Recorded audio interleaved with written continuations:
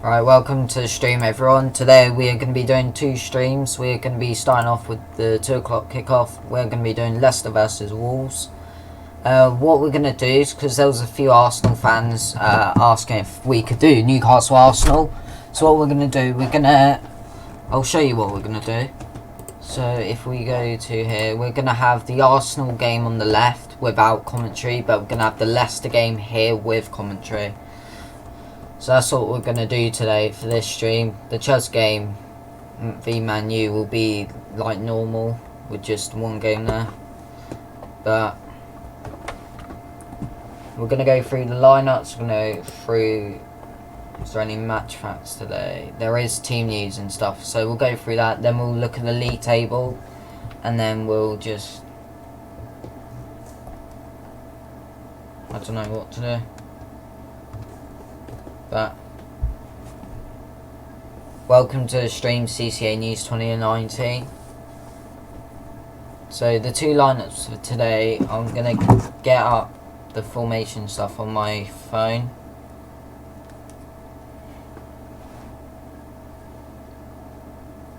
Let me just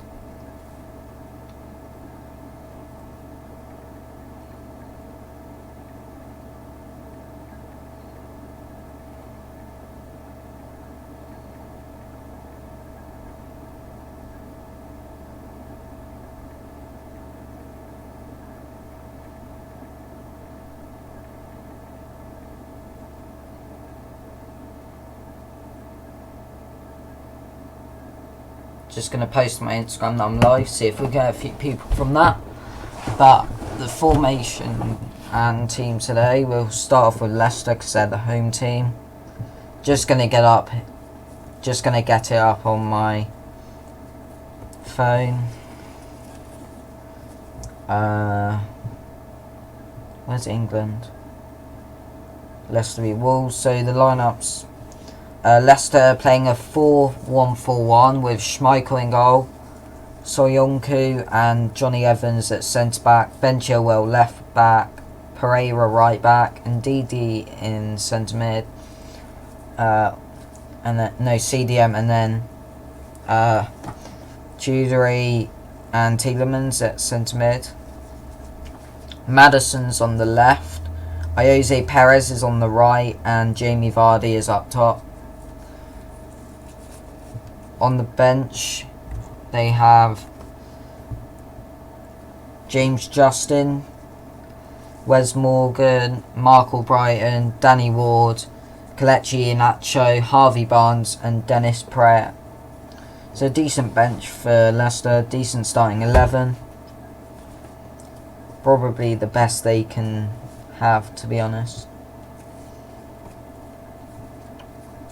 But looking at the Wolves team now, they are going with a 3-5-2. They have Patricio in goal, Willy Bolly, Ryan Bennett and Connor Cody at centre-back, with Castro left wing-back, Doherty right wing-back, Ruben Neves, João Moutinho and Dendoncker at the centre-mid spots, and then Jota and Raul Jimenez at striker.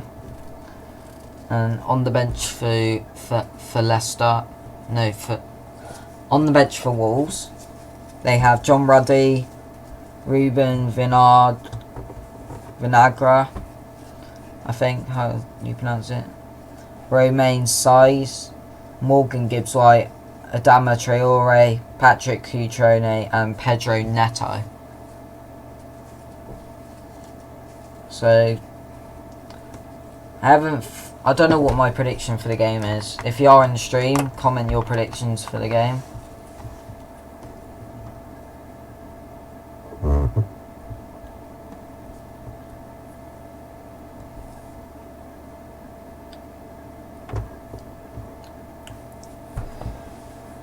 See if anyone can get it right. My prediction is going to be a 1-1 draw.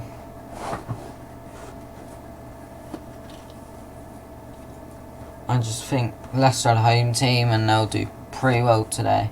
I think Wolves are just good enough to get a point off 3 against any non-top 6 team this season. But we'll have to wait and see. We're going to go through the team news now. So Jose Perez is expected to make his Leicester debut on Sunday, while deadline day signing Dennis Pratt might also be involved. Club captain Wes Morgan and Kaglar Soyuncu are vying to replace the departed Harry Maguire. Wolves pair Johnny and Ruben Neves were rested against Pionik on Thursday and will start against Leicester. New signing Patrick Cutrone may be afforded more time to settle, while Morgan Gibbs-White is a fitness doubt. So the first one, Jose Perez is starting. Dennis Pratt is on the bench. Soyuncu is the centre-back starting to replace Maguire, with Morgan on the bench. And then Johnny and Neves both starting, with Cutrone on the bench. Morgan Gibbs-White is also on the bench.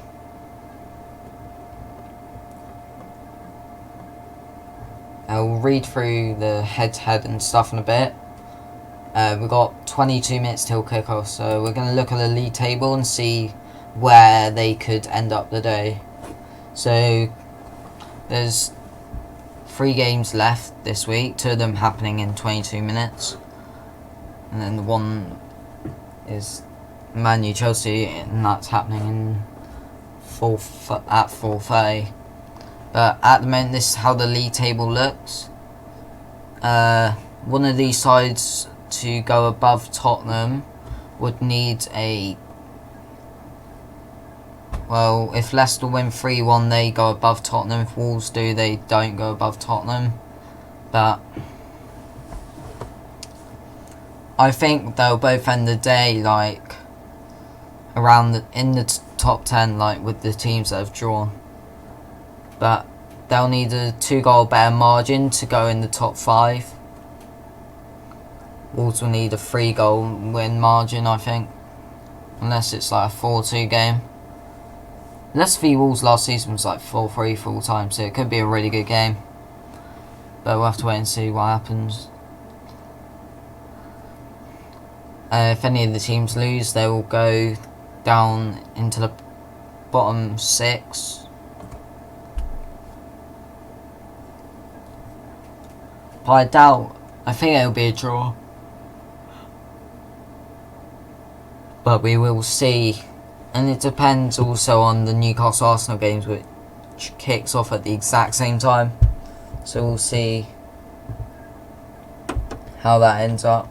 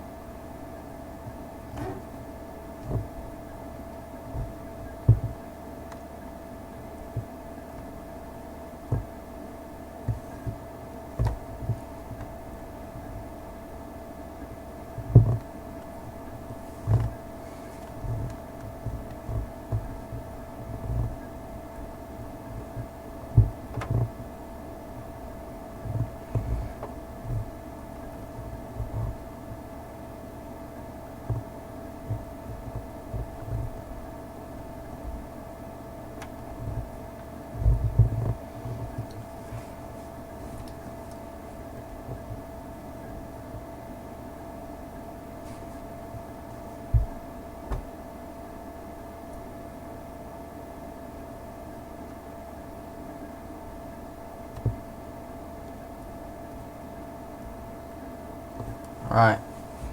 Got 5 likes already, which is pretty decent for the game. We'll probably aim for like 15 likes, I guess, by the end. It depends how much people join. But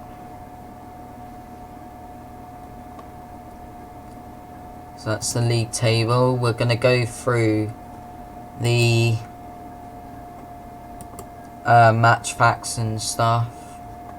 And then we're going to look at the lineups for the other game, which is happening now.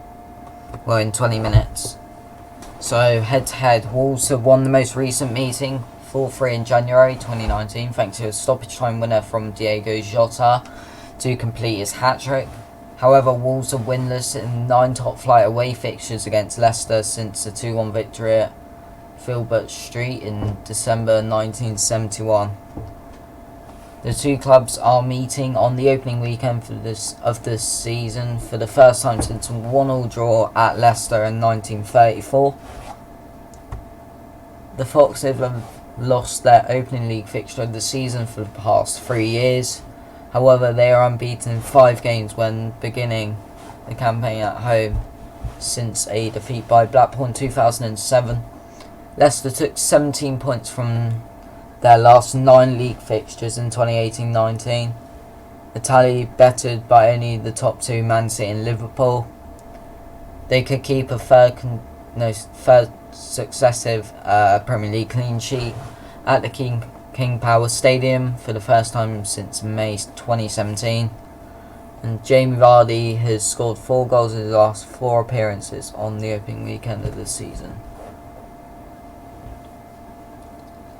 And then we have, what's this? That's head-to-head things. This is about Wolves. So Nuno's side have won just 1 of their last 7 away Premier League games.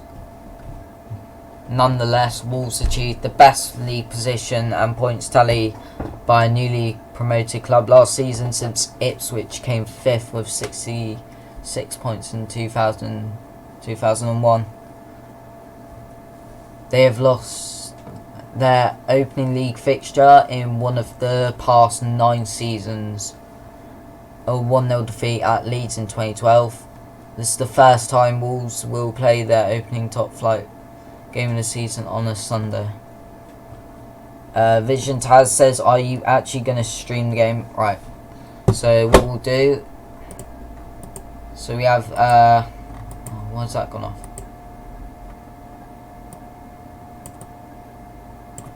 So we're going to have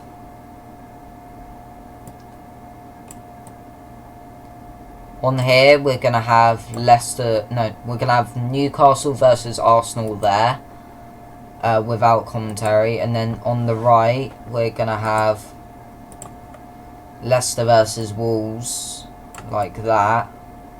And then we're going to have commentary on for Leicester versus Wolves. It's the best thing I can do without actually showing the game. Because copyright, you can't show the game, unfortunately. And we'll just have that there. That there. We've lost 2 subscribers. That's fine. Alright. So that's what we're going to do.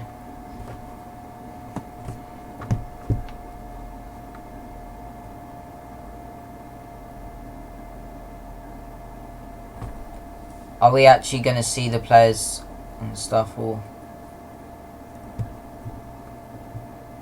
Well, I just showed you what we're going to do. So that's what we're going to do. It's 15 minutes till kick-off. We're going to check out the Newcastle and Arsenal teams.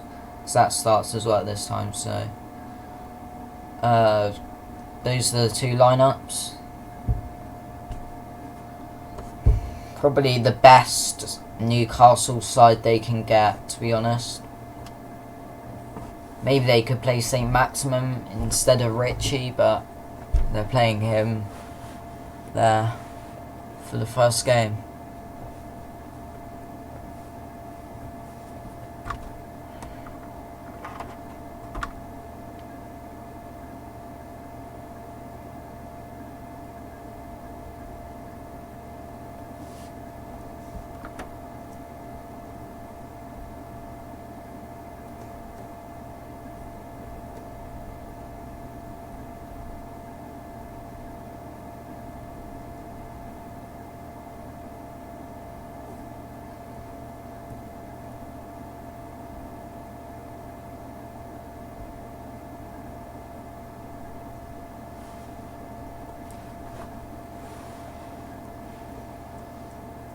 This is so boring at the moment. Hopefully when the game starts we'll get more view.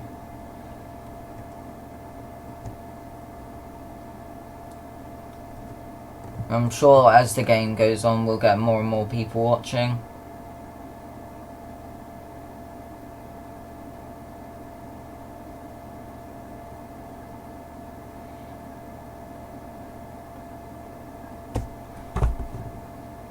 So those are the 2 Newcastle and Arsenal lineups. We'll scroll down to the bench. Martinelli and Pepe on the bench, and Seblos and David Luiz, all new signings for Arsenal on the bench today, I believe. Willems, St. Maximum and Kraft on the bench, new signings since Newcastle.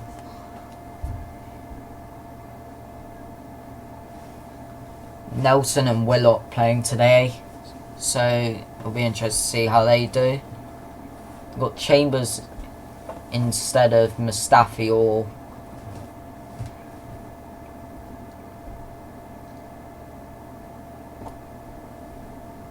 David Luiz.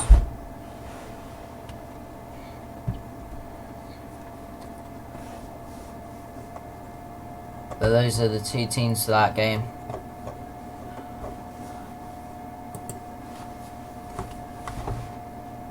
Tierney's not involved today either, I don't think.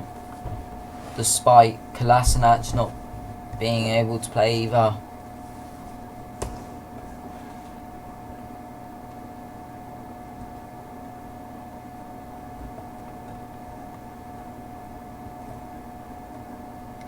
So we've gone Leicester v Wolves. We'll just put the lineups on there. Not sure what to do for 12 minutes whilst we wait for the game.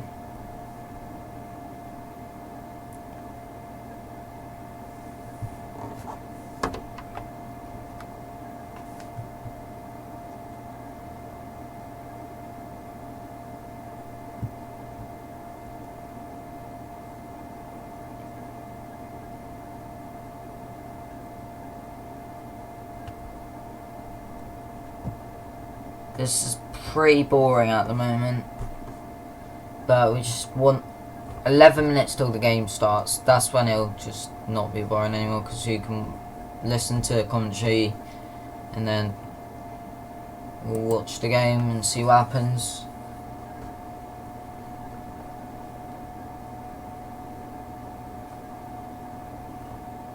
We'll show you previous results and then we'll look at games I could do for Newcastle and Arsenal and Leicester Wolves in the future. So on Friday, Liverpool won 4-1 against Norwich. Man City beat West Ham 5-0. Bournemouth drew 1-0 to Sheffield United. Burnley beat Southampton 3-0. Crystal Palace drew 0-0 to Everton. Brighton beat Watford 3-0 and Tottenham beat Villa 3-1. So if we go on Premier League games,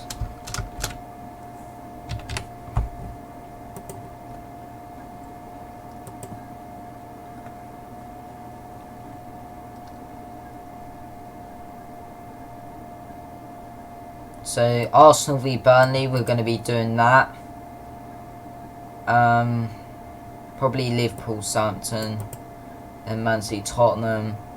And then we're going to be doing Chelsea, Leicester next week. So if you're a Leicester fan and you're in the stream, that's the game we're going to be doing for that. And then Wolves, Man U on the Monday we're going to be doing. Liverpool, Arsenal there we'll do. Probably not going to do Wolves, Burnley or Leicester, Sheffield United. And then here,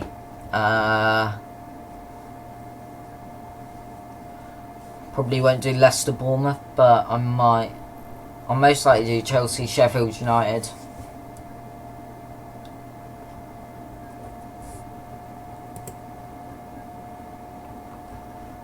Then Everton, Wolves, I'll most likely do. Actually, no, that's not. No, we can't do that. Never mind. This week, Leicester, Man U, we might do. We could do Wolves, Chelsea as well on that day. And then Leicester, Tottenham I'll do, probably. Probably won't do Wolves, Crystal Palace.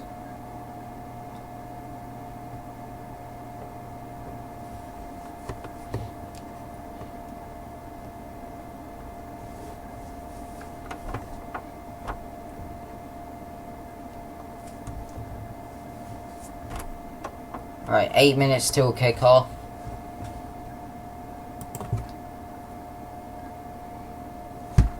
I should get a timer for the next, for tomorrow. I'm not going to do a stream tomorrow, I'm going to do a video and then I'll do the, well, let's look at all scores and fixtures. So tomorrow, there's no game, so I'll do a video then. Tuesday, we got the EFL Cup games, so I'll do one of them, probably Leeds, Salford.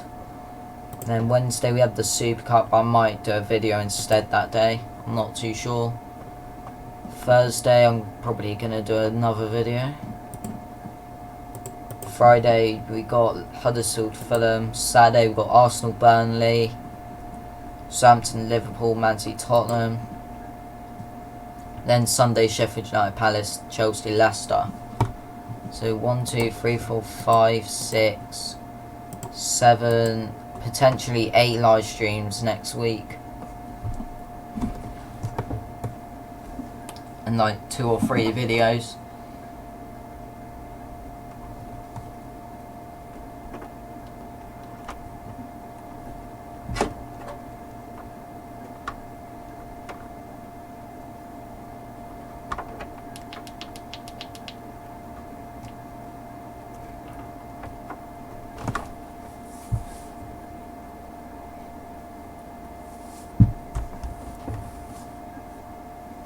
We also got a mod upgrade today as well. So after the Man U Chelsea game, I'm going to be giving away a moderator to somebody. But welcome to the stream, FF, aka I'm from UK.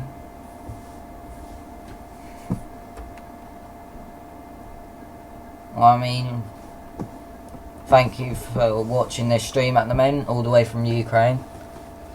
Quite far from where I am at the moment, so thank you for watching from all the way from there. Are you watching because you're a Leicester or Wolves fan, or are you just watching because you're a Premier League fan or so?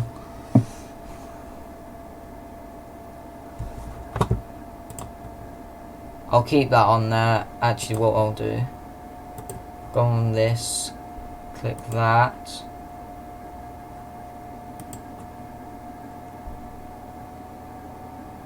Then we have the timer in the top left.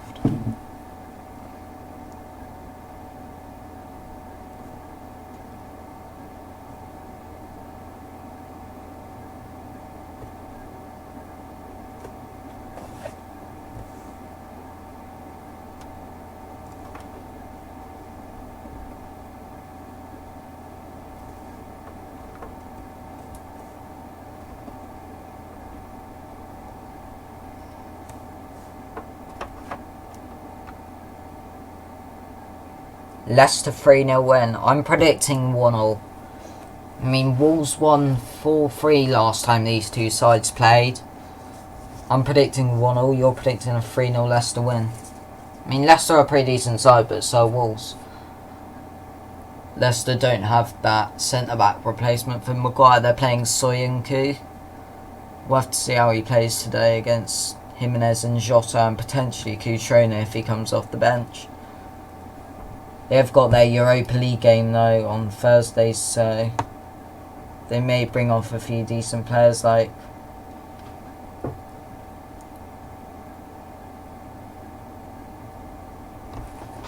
for that to rest for that game. Wolves is Portuguese team. Yeah, Wolves have like 8 different Portuguese players. If we look at their lineup and their bench, we'll see how much they actually have. Patricio, he's Portuguese. Moutinho's Portuguese. Neves is Portuguese. Jota's Portuguese. So that's 4 in the starting lineup. And then they signed like 3 Portuguese players as well. This Neto, Pedro Neto guy's probably Portuguese as well.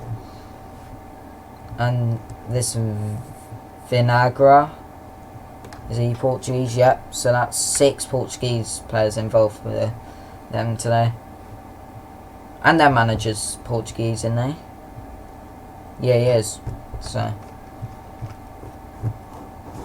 still got a very good team considering they were only promoted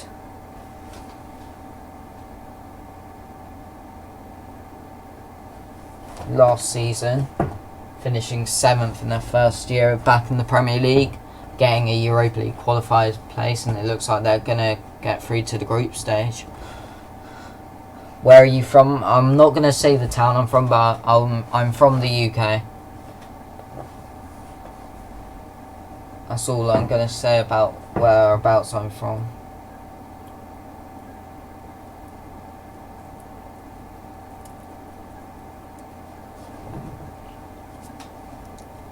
Right, let's see the amount of people who got in here. So we have 3 people in here. Isn't that great, is it?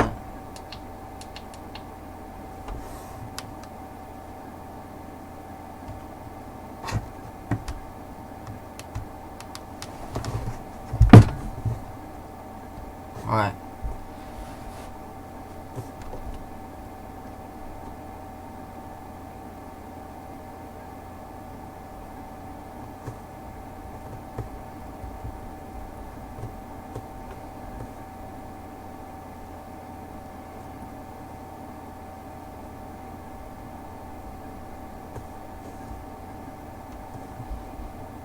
Right, 8 people in here. Connor Joe asked, am I streaming the game? So I'll show you what I'm going to be doing. So we have the Newcastle Arsenal game here. We're going to have Leicester Wolves here, but we're going to have commentary on for Leicester versus Wolves. So that's what I'm going to do. I'm going to put on the commentary thing now. Let me just find it. Actually, it'll be...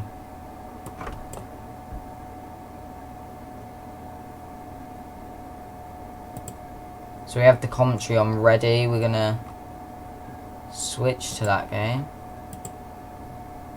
Wait. Let me just get the game up now. It's really confusing.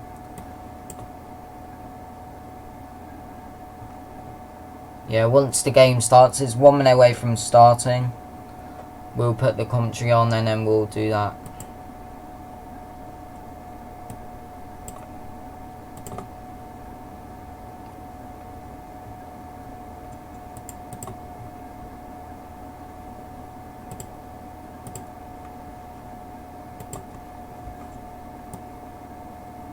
So we have the Leicester game like that. And on this one, we'll set up the Arsenal thing for here.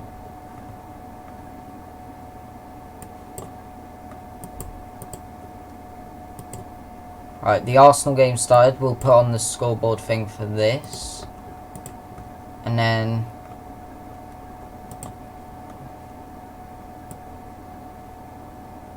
and the Leicester game started as well, so I'm going to put on the commentary. So I hope you guys enjoy the game. If you are new to the channel, hit the subscribe button for more Leicester and Wolves commentaries, and enjoy the game. Early Premier League fixture between Leicester and Wolves. Game has just kicked off. Leicester in their blue shirts, white shorts and blue socks. Wolves in their amber and black. And it is possession with Leicester. Paul Fish and Dan McCarthy with commentary for you today. I'll quickly run through the sides before I bring Dan in. As for Leicester, they have gave a debut to Jose Perez, their 30 million signing from Newcastle. Kasper Schmeichel in goal. A back four: Ricardo Pereira, Johnny Evans, Kaglo Soyuncu, the Turkish defender expected to be a replacement for Harry Maguire. Ben Chilwell makes up the back four. Midfield three of Yuri Tielemans, signed in the summer permanently after being on loan. Wilfred Ndidi and Hamza Chowdhury, James Maddison, Jamie Vardy and the aforementioned Jose Perez make up the 11. As for Wolves, well, it's pretty much the same side that played last year.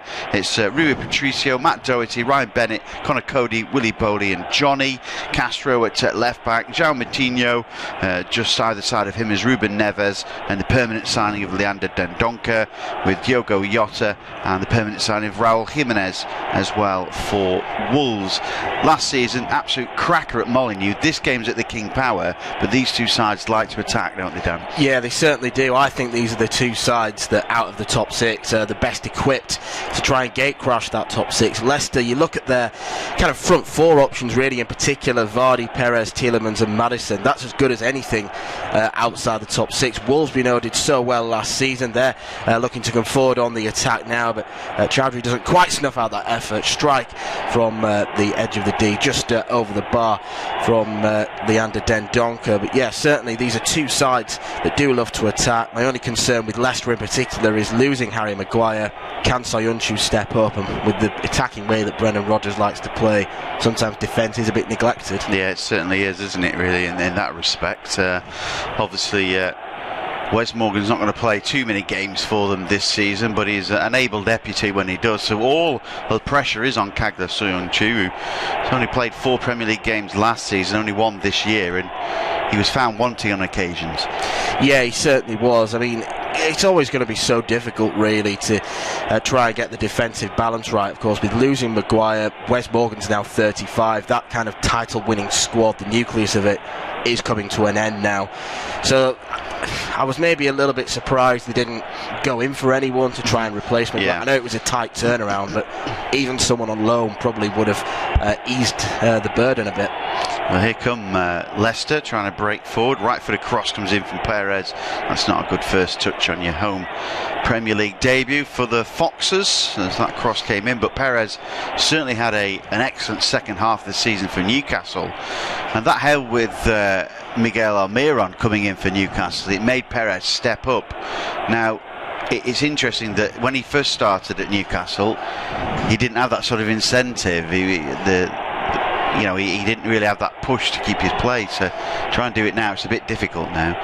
Yeah, certainly so, and it'll probably be an incentive once again, the fact that he's playing with the likes of Vardy, Maddison, Tielemans.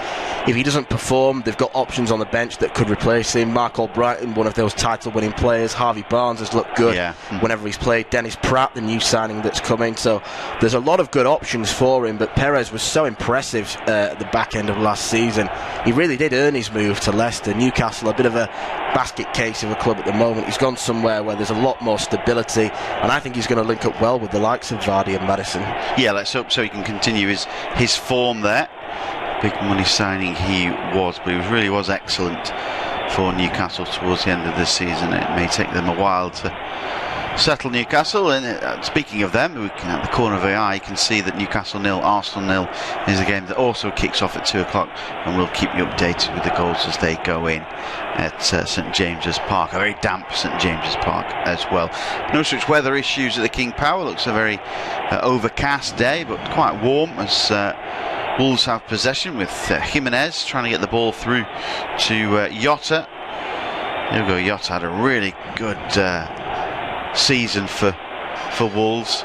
Really played well for them, got plenty of goals as well. He's played down the flank then for Wolves on the attack. Jota moves the ball to Bowley. Diagonal pass to the right hand side looking for Doherty, just a little bit too high. Can he keep it in? No, he can't. Chilwell will try and step in before him, but the ball's not gone out of play, and Wolves will have it again as they try to manoeuvre that ball into the middle. But it goes back with Connor Cody. Cody playing almost through the middle there, moves the ball to the flank for Johnny Castro. And this from Espirito Santo. He's made a few signings this using the money that they get from the Premier League, just to sort of bolster the squad a little bit.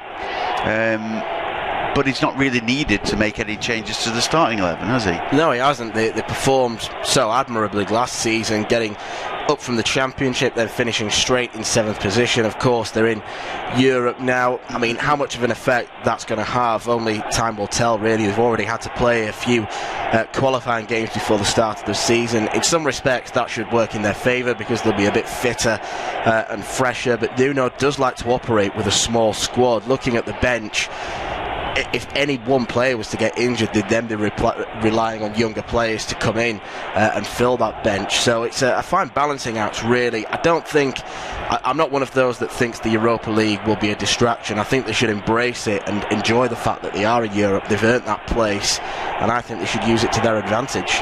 Well, it's all going swimmingly so far for them, isn't it, in the competition? A good victory the other night as well. But here they come again. It's Johnny Castro breaking down the left-hand flank, really taking the attack to the Leicester fullback Ricardo Pereira. The ball back then with Castro trying to get it through for Ruben Neves. João Moutinho, but the ball smacks off of a blue shirt, so it'll be a throw then to Wolves. Almost 7 minutes gone. It's 0-0. Off-tube studio-based commentary for you. Here is possession then with Wolves. It's back now. A little flick over the top. It's gone into touch again. It'll be a Leicester throw this time. Johnny Evans just feeling a bit of a knock then. That would be a blow for Leicester, wouldn't it? He has had some injury concerns over the course of his career. Yeah, he certainly has, and he's moving a little bit gingerly at the moment, and we've just been on about Leicester's, I suppose, lack of options really at centre-back now that Harry Maguire's gone. Wes Morgan, the only one in there that could step in. They've got, he's not in the squad today, but they've got Filip Benkovic as well, who's had a disappointing loan spell at Celtic last season, so they are lacking a little bit in that area, so they'll need to wrap up the likes of Evans and Soyuncu in cotton wool, really. Yeah, I think you're absolutely right there. It's vital that Evans gets through the season and plays many games as he can, really. Perhaps even leaving him out for the cup ties if necessary. So make sure they've got that stability. So a lot of pressure on Soyuncu, as we've mentioned, and he makes a start today. Let's see how we can do against Raul Jimenez, the Mexican striker who made that deal permanent with Wolves. Flick down the right hand side, deflected and out of play. Good atmosphere at King Power. There was plenty of flags and scarves being waved by the Leicester supporters behind the goal, so good atmosphere to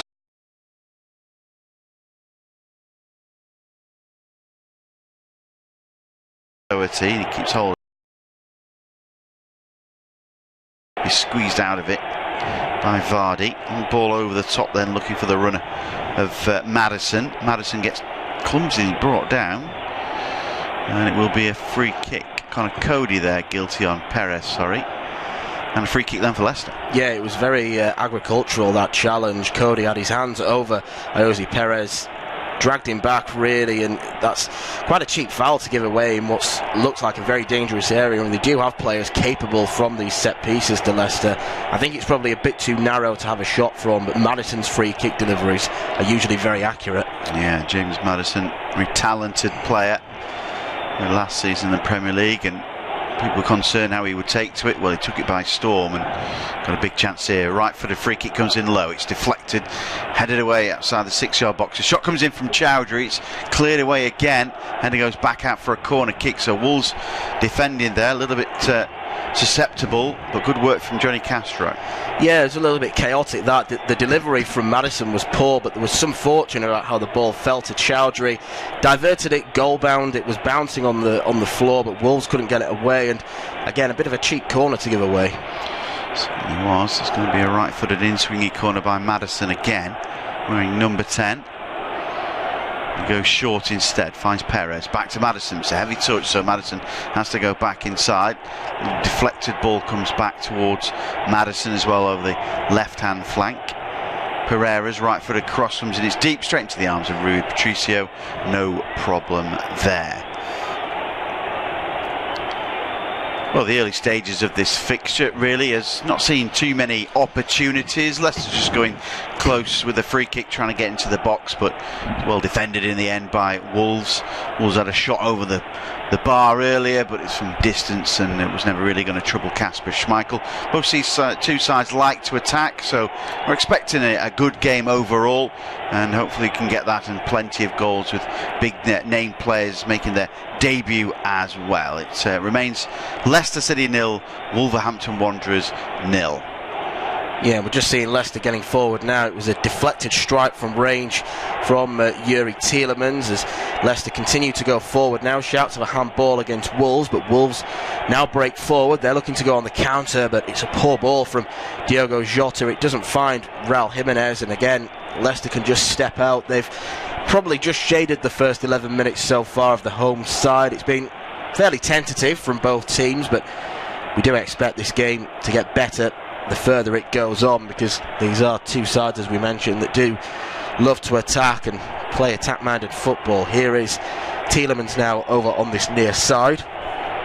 He's just forced to head backwards to Johnny Evans, and now Soyuncu up to Chowdhury. Bit of a heavy touch from him. Wolves clear the ball with Dendoncker, and out of play for a throw-in. Chowdhury, another young player that's come through the ranks at Leicester, really established himself as a first choice in that central midfield. He's a bit of an all-round midfielder really, as again Leicester go forward, and it's a crucial intervention from Ryan Bennett, because Jose Perez looked like he was slipping in, Jamie Vardy, then.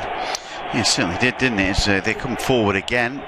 It's breaking into the box then was Ricardo Pereira, who's playing sort of inside role as he pushes forward. It was a late challenge then.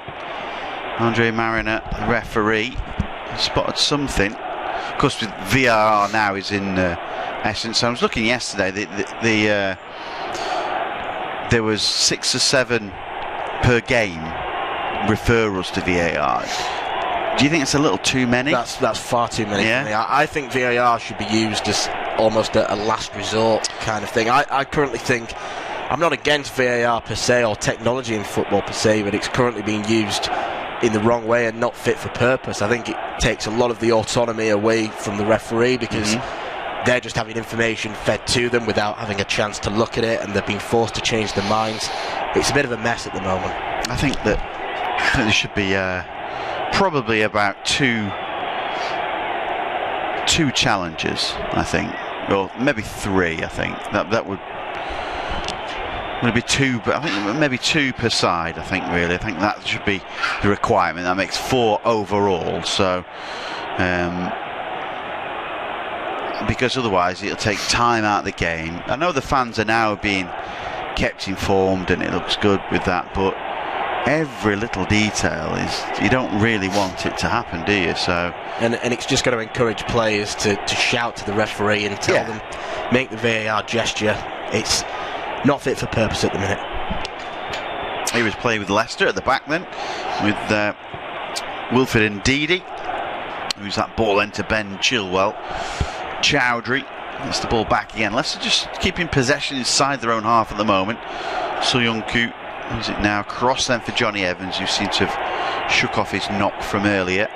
Now Pereira moves that ball down the right hand side, trying to get Perez involved, and he keeps it in play as well. Pereira then trying to go forward, But there's Connor Cody to step up and marshal and does well. This game's really yet to break out so far, but it might do now as Johnny Castro moves down the left-hand flank. Gets that ball back then to João Moutinho. He tries to scoop the ball forward but gives it away, so it's a chance now for Ndidi to switch play. Finds Madison, and for Perez. It seems a lot of Leicester players have got roles all over the park at the minute when they go forward. They don't seem to be on the left, on the right. Perez has got a free role at the moment. Yeah, it's very fluid how Brendan Rodgers likes to play, and he's almost in essence got 3 number 10s in behind Vardy in Perez, Tielemans and Madison, so it's very attack-minded. You know, Ndidi and Chowdhury, they do have the discipline to stay in midfield and anchor it, and it just gives so much of a free role to those 3 in behind Jamie Vardy. So here is Soyuncu. Flick down the flank there. Keeps it with Perez on the left-hand side. Cross comes in, comes off Ryan Bennett. Going to be another corner kick to Leicester City, this. So good pressure then from the Foxes. All of a sudden they're starting to turn it up a gear or 2. Yeah, they are. I think Wolves in the first 10 minutes maybe just inhibited Leicester a bit, but Leicester are really coming forward now. They've had a few set pieces and a few chances to test the Wolves' defence. 0-0 at St James's Park as well. Kicked off around the same time, so keep his eye on that.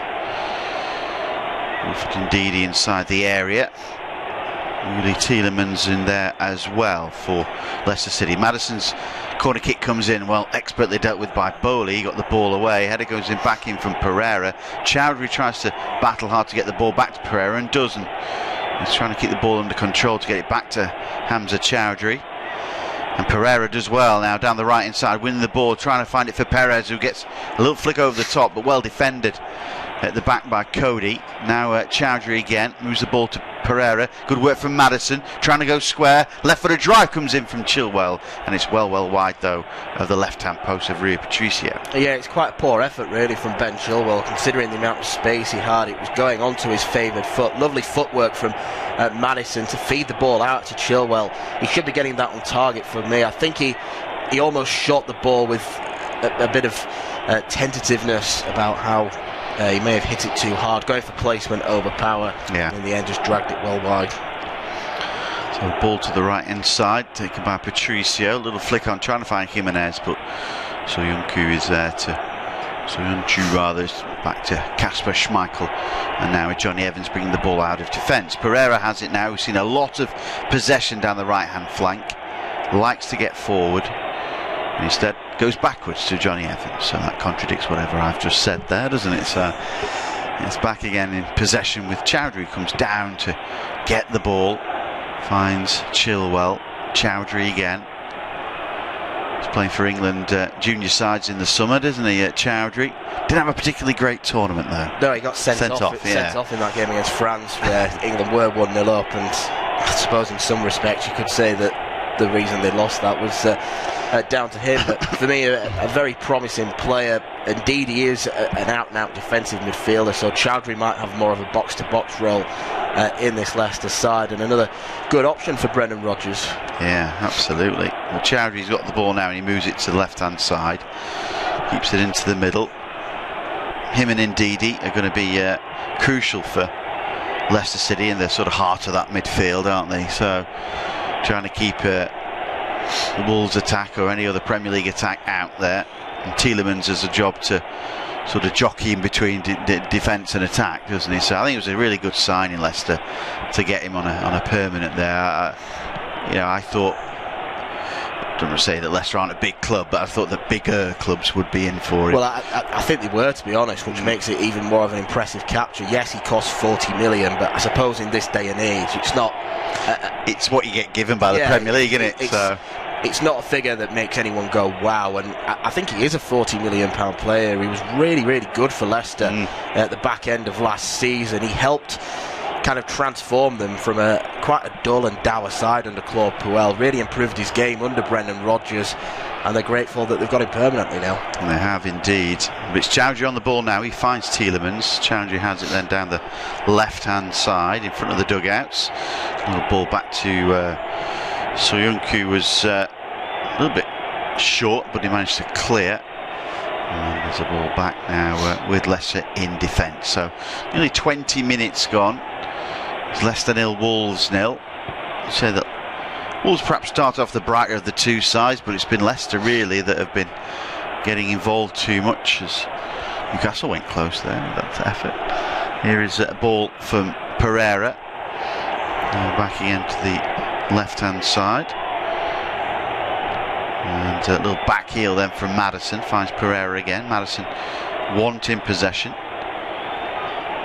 Keeping hold of it. And they're moving it backwards. Bit of a patient build-up from Leicester this time. Wolves have got their job to do defensively, and they've got everybody back inside their own half at the moment. So just trying to block Leicester coming forward. Ball down the flank then, looking for Vardy. He's been a bit quiet today so far. Gets the cross in, gets deflected slightly, but Rui Patricio will gather inside his 6-yard box. Yeah, Vardy has been pretty quiet so far. I think as the years are going to go on, we're going to see less and less of the blistering pace. There's still no question that he is one of the quickest forwards in the Premier League, but teams, I'm not going to say have sussed him out, but he will play a bit deeper. But his all-round game has improved a lot in recent years as well. He's a good finisher, can hold the ball up, running the channels. A bit unfortunate really that the deflection went straight to the goalkeeper. I think he was just playing it for a corner and he didn't get it. Didn't quite happen for him that time, did it, as Perez goes down under a challenge there on the far side. The referee, Andrea Mariner, giving it Leicester's way.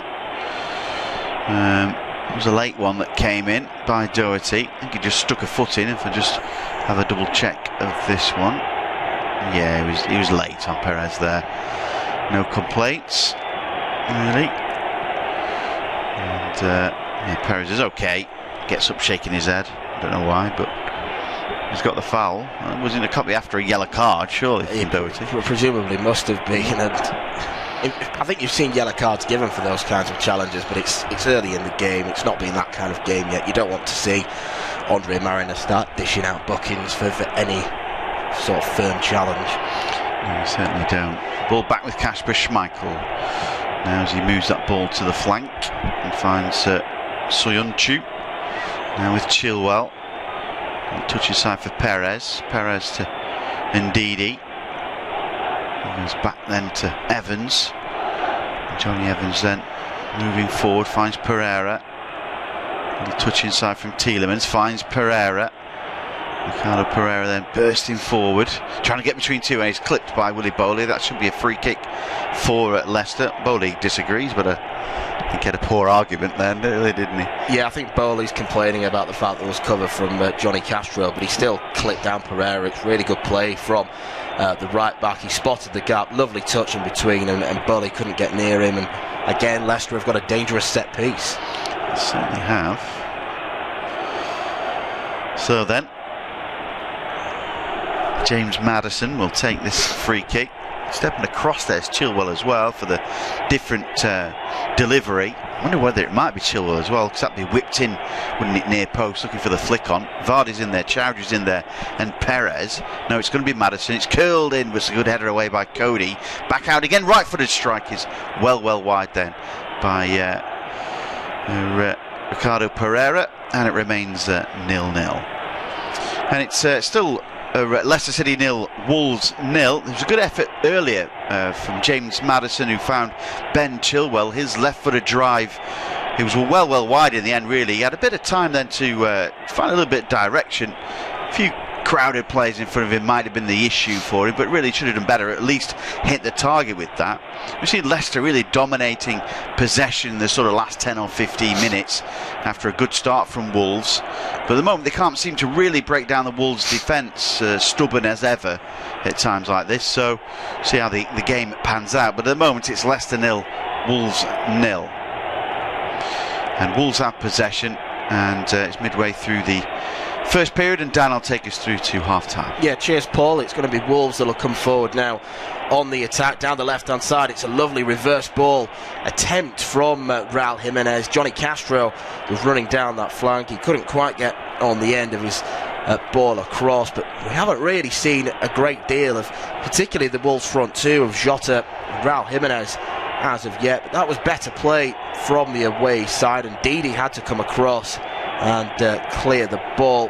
He did get there. I don't know if the referee's blown for a foul within that move, and Didi looks on. No, it's actually a corner kick, so Moutinho has come across to the near side. Portuguese international Moutinho delivers it to the near post, and it's not really well dealt with by Leicester. They allowed the ball to bounce, and it's just hooked away and out for a throw-in back on this near side. So one or two questions being asked of the Leicester defence. We've not really seen Wolves put them under too much pressure. I mean, they did have the long away trip to Armenia on Thursday night against Pionik. It was as comfortable an evening as they could have wished for, a 4-0 scoreline in that, but tiredness and maybe a bit of jet lag might play a small part in this game. And I think if you were to say to Nuno before the game, you'll get a point from this, he'd probably gladly accept it. I think you're absolutely right. A waypoint, isn't it, to start the campaign? I think you're definitely right there. It's worrying for Leicester, though, isn't it, that Wolves they've got into their shape. They're just trying to bide their time, and Wolves are a very good counter-attacking side. So that's the fact that Leicester have not created too many chances despite dominating possession. It should be a worry for them.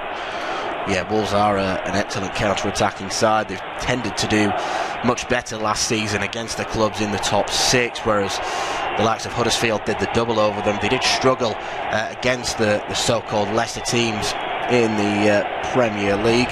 Still 0-0 at St James's Park between Newcastle and Arsenal, but Newcastle, by the looks of it, putting Arsenal under a bit of pressure. 0-0 in our featured game, nearly 26 minutes gone. Independent off-tube studio commentary. Wilfred Ndidi in possession now. He squares it to Hamza Chowdhury. He's got England's Ben Chilwell on the overlap. And the ball inside to Vardy. It's a deft flick from him, but Perez doesn't really anticipate it, and Wolves can play the ball forward. Jimenez finally gets the ball under control, and now Jota's a bit able to turn away from a challenge. He's still going forward. He had support on the outside from Johnny Castro, and perhaps should have found his teammate. Maybe got his head up there because he looked as though he was going to the left, then he checked back inside, and in the end the whistle's gone for a handball against him. I mean, he had his arm out anyway, didn't he, but he sort of moved it towards that, so that sort of gave the impression that, look, I'm trying to move the ball in my direction there. But it was unfortunate that the ball flicked off the back heel of Johnny Evans in the first place, apologies. And well, after a bright start, this game sort of disappointing. I guess I gave the big up too much. So these two trying to really be attacking and whatnot. Should be looking forward to a great game. It was a great game last season. Blah blah blah. It's not quite been like that, has it, Dan? Not quite, no. But we're 27 minutes in. We'll still keep the hope that it will be an exciting game. Seen some eyebrow-raising results over the weekend already. Manchester City kicking their season off with a 5-0 hammering of West Ham at the Olympic Stadium. Liverpool in a similar vein, beating Norwich 4-1. Sheffield United got their first point for 12 years in the top flight. Brighton under Graham Potter with a 3-0 win at Watford. That's probably the most eyebrow-raising of them all. It's still 0-0 here, 0-0 at St James's, and then later this afternoon, available on this service, we've got commentary of Manchester United against Chelsea, Solskjaer against Frank Lampard, as Ricardo Pereira is forced to turn backwards into Johnny Evans. He's clearly got over that knock he felt in the first few minutes of the game, which is good for Leicester. Chowdhury now receives the ball back from Perez. You've got Tielemans just dropping a bit deeper to try and get a bit more involved in this game, and he finds a decent ball out to Perez. Perez just feints to shoot, feints to go on his left-hand side. Here is Chilwell now. Chilwell has Perez making a move ahead of him, but Wolves staying compact, they're staying disciplined so far, and just forcing Leicester back. Patient build-up play is in the mantra of Brendan Rodgers, though he won't be panicking at this stage of the game already.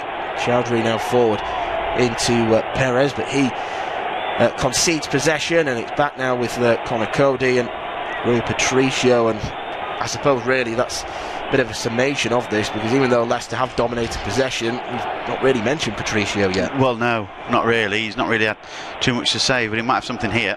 Yeah, there's going to be a strike from range, and it's always dragging wide of that near post. It was Wilfred Ndidi that got himself into a bit more of an advanced position. Looked like he robbed Ruben Neves of the ball in a deep area. That's pretty poor from the Wolves man. Combination of him and Maddison. And Ndidi, though, probably the wrong man to shoot from that kind of range. He doesn't score too many goals, and again, he just dragged that one wide. Yeah, he just sort of pulled it, didn't he? But he got the opportunity. He battled hard to win possession then, and that's an encouraging sign. And it's encouraging that Brendan Rodgers and most of the fans applauded anyway. But yeah, he just dragged his shot wide, and he had somebody with a better strike to goal ratio, same as Maddison, for example, who's a bit more of a set piece expert. And that could have been nestling to the back of the net. Yeah, it certainly could. He was there in that move, but Ndidi had the shooting chance. Here is Jota now. Jota goes over to Matt Doherty, who's one of the outstanding players for Wolves last season. They've had a big Spanish and Portuguese revolution thanks to the help of super agent George Mendes, but Matt Doherty, one of the players that was with them when they were in the dark days of League One. He's come through the ranks and he's established himself as one of the best in his position. Now Johnny Castro will put a cross into the box. It's a crucial intervention from Johnny Evans, but Wolves just turning the heat up a little bit on Leicester now. Bolly goes back out wide now to Castro, but Pereira challenges him, and then Castro just unceremoniously drags him to the ground.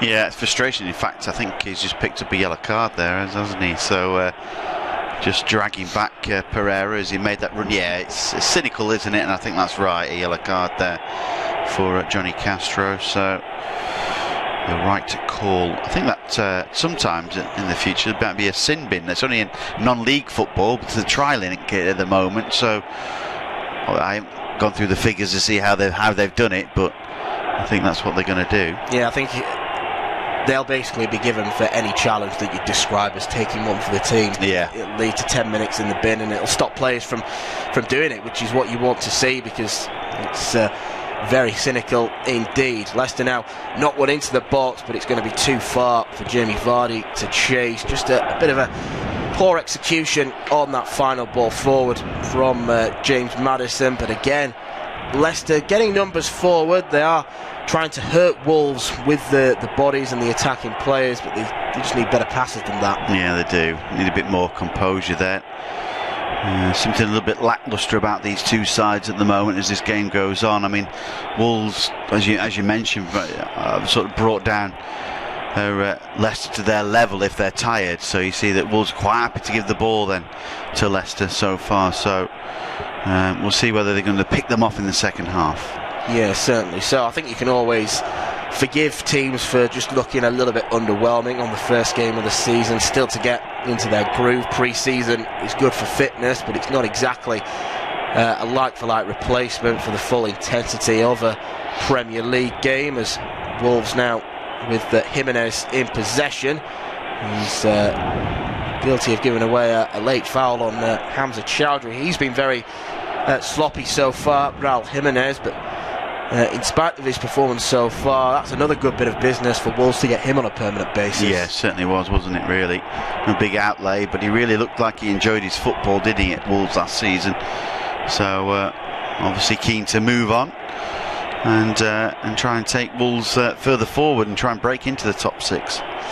Yeah, that's going to be their aim. The Fossen ownership from China, who own Wolves, they've been very vocal in how ambitious they are for the club, that they want them to almost be the next Manchester City. I mean, that's a huge ask for a club of Wolves' size, but you have to say fair play for showing that level of ambition. And Ndidi is brought down to the ground by Diogo Jota, claiming that the Leicester man dived. I think Jota's maybe a little bit harshly done to there. It was just two players jockeying for the ball. Maybe he just ran into the back of him, but Ndidi almost looked like he lost his balance more than anything. Jota going mental about that decision. So the game has got a little bit scrappy in the past 5-10 minutes. Yeah, it's a bit disappointingly so, and really so waiting for a game to possibly break out with that. But Yeah, fingers crossed it happens pretty soon. Still Leicester City 0, Wolves 0. We saw an opportunity from Wilfred Ndidi, found space, drove forward but shot wide, perhaps the wrong man for that type of opportunity. Johnny Castro just picked up a yellow card for bringing down Ricardo Pereira rather cynically, and we're still waiting for a game to really break out there. Wolves are trying the hardest, but Leicester are dominating possession, as we've seen, something like 70-30 in terms of them going forward. But they just can't seem to break down the back three of Wolves and the full-backs as well. So at the moment it's a little bit of stalemate. It's Leicester City 0, Wolverhampton Wanderers 0. Yeah, we've just seen a replay of Kazlas Soyuncu taking an almighty risk with the ball at the back. He was lucky to get a goal kick. I think he's trying to take the Maguire mantle in more ways than one. But the Turkish defender is a young player. He will learn, and I think he'll be secretly delighted that Maguire's left, because it means he'll get more of an opportunity, and that's proper defending. He barges Raul Jimenez out of the way, fairly so, and that could set off a Leicester attack now, but Vardy's layoff is quite poor, and that does lead to a Wolves free kick now. I mean, 10 minutes to go until half time, and I think both managers would probably want that to come a bit sooner, because they just need to kind of reset themselves, both these teams, because it's descending into a bit of a poor game. Yeah, it's just not the game that I really anticipated, to be honest. So need something to happen, need a game to really break out, the game to get a little bit more stretched. They're both tactically, well, I suppose defensively, they're both on top at the moment, aren't they? Yeah, they certainly are. So a free kick chance now for Wolves. It's quite a deep position over on the far side, but they do have height in there, and it's going towards the 6-yard box. Can Bolly stab it in? No, he can't. Again, that's excellent defending, and the ball does go behind. Ryan Bennett was in there. It looks like it's gone out for a goal kick, but the free kick was swung in from deep. Bennett was gliding over Johnny Evans. I don't know if the referee may have blown the whistle against Ryan Bennett, or the ball, looking at the second replay from the reverse angle, it did look like it bounced off his arm. But again, it's caused quite a bit of panic in the Leicester area, but no worry about that, because they're coming forward now. Perez can't quite gather that ball. Pereira's coming forward now to try and get to it. Bully has to clear it out for a throw-in. It's a strange one, because it does look like that we will get goals at some point, because neither side's defensively has been too convincing so far. No, there've been certain concerns, but you know, they have nullified the attacking threat so far. Leicester were pretty good at this sort of 20 minutes ago, but Wolves are certainly going in that way. But you have to see that at the moment it's Wolves trying to get through that Leicester defence. Here is Perez. Perez feeds it forward to the right edge of the box for Tielemans, and now Pereira will deliver one to the edge of the area. Went for the spectacular volley. It's turned out to be a great ball to Tielemans. He flashes it across the 6-yard box. No one was there. No one got a touch from a Leicester or a Wolves perspective, but that all came from Tielemans. It was Pereira that delivered it across. A volley attempt from Maddison, which almost turned out to be the pass of the season, and then Vardy was so close to tapping that in. Tielemans' ball was perfect for Vardy. He's almost air shotted it there, hasn't he, really? It's gone right underneath it. Whether it came on too fast, I'm not sure, but Vardy's missed a golden opportunity there. Yeah, Jamie Vardy should be scoring that one. 18 Premier League goals he got last season. He's not losing his scoring touch, the highest scorer, as you'd expect, outside of those top 6 clubs, but he couldn't get off the mark for this season with that ball. And Maddison would have been very gleeful had that turned out to be an assist for the assist. Tielemans' ball was excellent, and Vardy couldn't do anything with it. But towards the end of this first half, again, Leicester just coming back to the fore. It's been a strange sort of game, to be honest, but I think Brendan Rodgers will be the happier of the two managers. Yeah, I think you're right there, and Noos is not conceded against his side.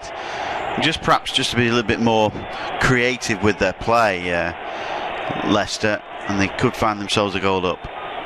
Here is Maddison over on the far side. Maddison is able to turn and put a cross in, but Bennett clears it at the near post, and now Wolves once again looking to flex their counter-attacking muscles. Raul Jimenez with an excellent run down that far flank, but he was being well marshalled by a combination of Soyuncu and Chowdhury. Jimenez couldn't find a ball inside to Jota. Had he done so, Jota would have been in some space and Leicester may have been in some trouble. But as it goes,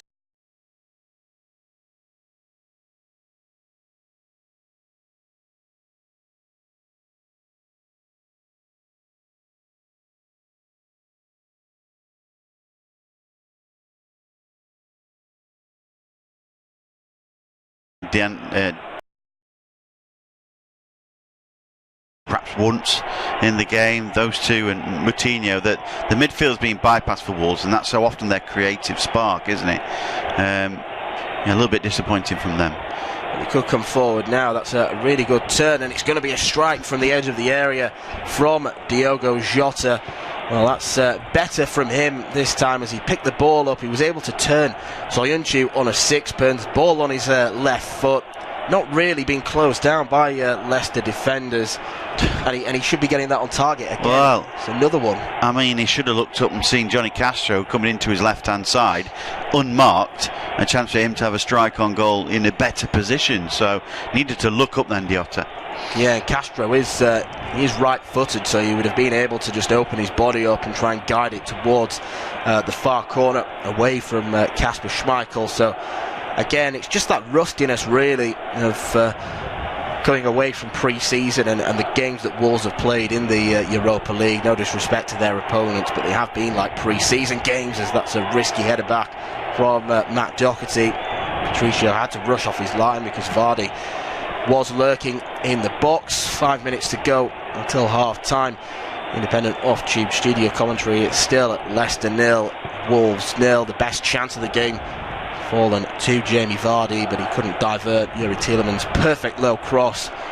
Instead it was an air shot, which eventually went out for a throw-in. That's a poor header up in the air by Ryan Bennett, and Leicester can try and profit from that, but the free kick has been given away, should I say, by Wilfred Ndidi. Ruben Neves is feeling the side of his face, and both teams, they're just shooting themselves in the foot whenever they've got what looks like a good chance to get forward. Yeah, they are really. It's sort of not happening for either side at the moment. Something needs to change, doesn't it, really, for them, whether it's a substitution or a tactical change. That's what the managers are paid for, isn't it? Try and get a game to break out, really. Here is Perez, who's not really been too great on his Leicester City debut, to be perfectly honest, and again he's just trying to flick over his head. It's unsuccessful. Evans now picks up possession. He goes across to Kaglar Soyuncu forward now to Chowdhury. Here is Chilwell, who's not got forward that much from left back in this first half. He's usually one of those archetypal modern day fullbacks who spends more time in the opposition box than he does his own defending. Wolves on the ball now. They've been forced backwards, and that's a poor clearance from Bennett. Here is Vardy. He's got numbers in the box. It's an awful touch from Tielemans, and Moutinho can just calmly head it back to Castro. Now Jota takes charge of the ball, leaves it for Castro, but Jota continues his run. Castro feeds it inside, and it's the wrong decision because Jota was back on the outside, almost as revenge really for Jota not finding him the ball a few moments ago. Leicester now with the ball in the centre circle. Here is Hamza Chowdhury. Chowdhury goes out wide now to Chilwell. Chilwell just slows the play up and heads back inside to Chowdhury. The two Leicester Academy products combining now with Tielemans. Here is Ricardo Pereira. There's 3 men to aim for in the box, now only 2 because Maddison has dropped back a bit. He wanted to go for the strike on his left foot, instead goes on his right. Now with Tielemans will look to cross it into the box, but again just a little bit too far ahead of Jamie Vardy. Yeah, I don't know whether he was trying to get the cross in to float it in, he was trying to have a little chance on goal maybe, but it didn't seem to be too much commitment in the cross, that's all. Then he was claiming that he could have got a deflection and whatnot, but that was disappointing overall, wasn't it, in many respects there, as you see Emil Heskey in the crowd, former Leicester City striker, amongst others. Yep, indeed, Heskey in attendance at the King Power today, and he won't have been too enthralled by what he's seen. I don't think anyone has so far. It's been an okay game at best so far. we both definitely expect there to be more coming up in the second half, and I imagine that's what the feeling is at St James's Park, because a couple of minutes to go until half time. That game's still 0-0. Steve Bruce taking charge of his first ever Newcastle game. An unpopular appointment, but the tide will turn if he can get a result against Arsenal. Here is Chowdhury on the ball. Chowdhury goes back to Johnny Evans now. He's got Pereira in space and he finds Ricardo Pereira, dinks the ball over to Perez, who tries to find him going on the overlap, but Bolly in close proximity challenges and the ball heads out of play for a throw-in now. Pereira just searching for an option, and he gets one in. Perez, his touch isn't right, and now Jota comes forward. Jota has looked dangerous in the past 10 minutes or so. He's one of those players that's not an out-and-out centre forward. He just likes to float in those attacking areas, but Wolves have now given away a free kick as Jota found the ball to Moutinho. He gave away the foul well into the final minute now of the first half. You'd be surprised if there's anything more than 1 minute of added time at the end of this. Nuno, just seeing some camera shots of him from our studio pictures, he's shaking his head. Yeah. I think he's got quite a bit to shake his head about. Yeah, I think so. I think he'll be making some changes. He made a couple of changes from the Europa League fixture, but they might be they need a spark of something, don't they? So I think maybe a substitution at half-time might do it. Something to lift the Wolves players, if anything, try and grab 3 points. Pereira down the line into Perez. Bolly comes across and gets the challenge away. We are over the 45-minute mark now, and there's really only going to be 1 minute of additional time, and it looks like Leicester are possibly going to end it with a flurry. They've got a corner kick with Bolly's clearance going behind, and one last chance perhaps for Leicester to get the advantage going into the second half. Again, they're a side that have got plenty of height and physicality in their ranks. Maddison's corner is a deep one. It goes over to the far side for Chilwell. He'll then dink the ball back into the area. Will it come back to Maddison? No, it won't. It's Raul Jimenez getting back, defending, and it's a big up and under clearance. And now Leicester have to be careful. They've been robbed of the ball as Pereira. Here is Jota going into the box. Jota, he just takes his time and he slips over the ball, and that possibly sums up the first half, to be perfectly honest, because it was a great opportunity for Wolves to get forward into the box, get the opening goal, but Jota dallied in possession, and that could be that for the first half as he edged towards goal.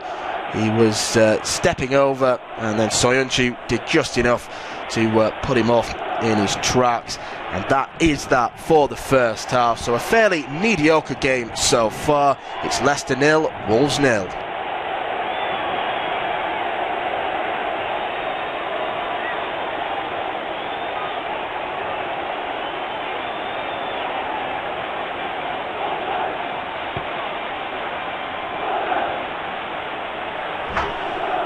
Half-time at the King Power Stadium. It's Leicester City 0, Wolves 0, and this game is not... Right, it's half-time. It's 0-0 between Leicester and Wolves. And it's also 0-0 between Newcastle and Arsenal. So if you are new to the channel, there's 40 people in here. If you are going to leave the stream because it's half-time, make sure to come back in 15 minutes because I'll be doing commentary for the second half.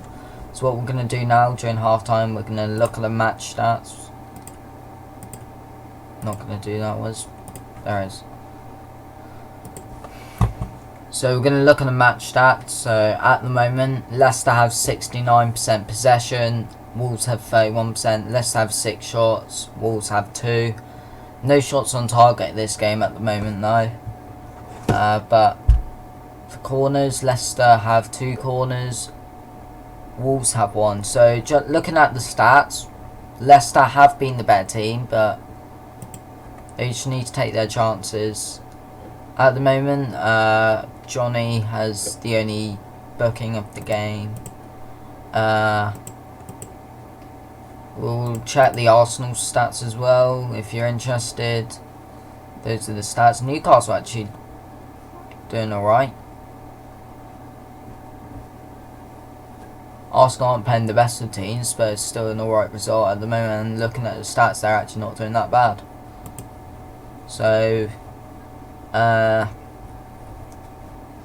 I'm gonna go on this app and read out all the player ratings so far. So if we go on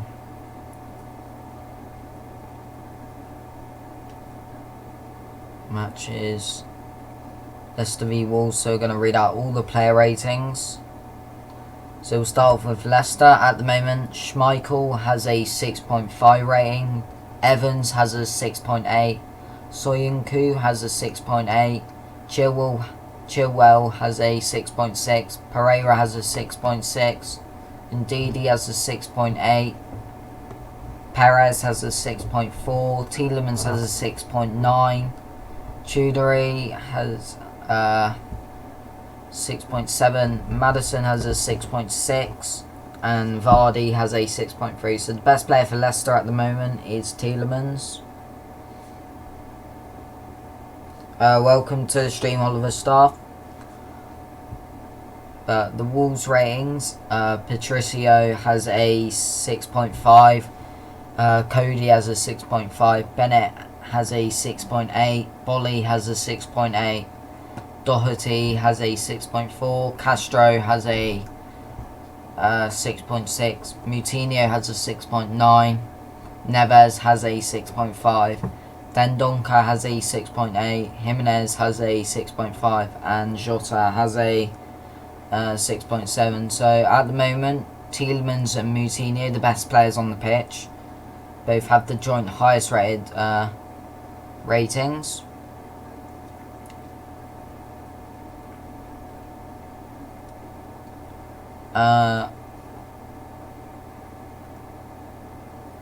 I'd probably give Tielemans the man of the match because Leicester being the better side and he's got the joint highest rated rating. So yeah, I'll give him the thing there.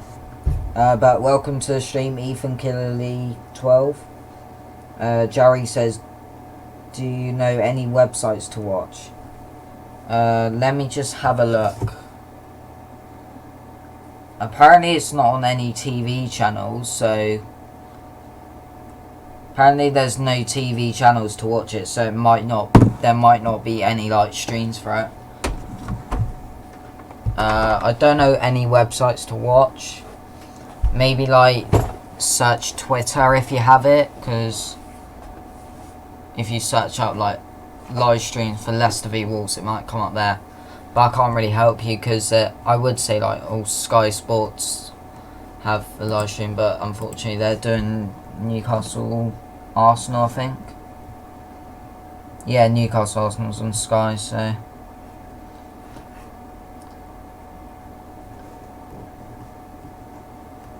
there is websites.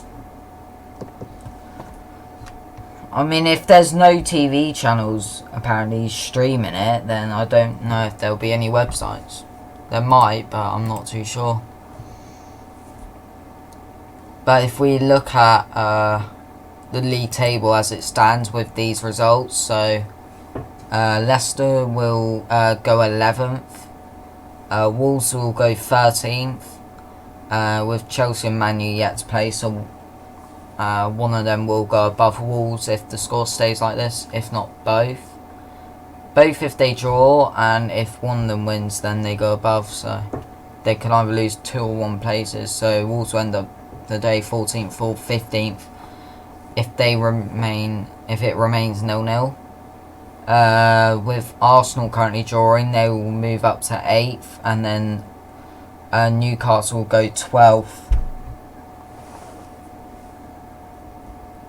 How do you screen record your screen? I'm using Streamlabs OBS on my computer. That's how I'm doing that.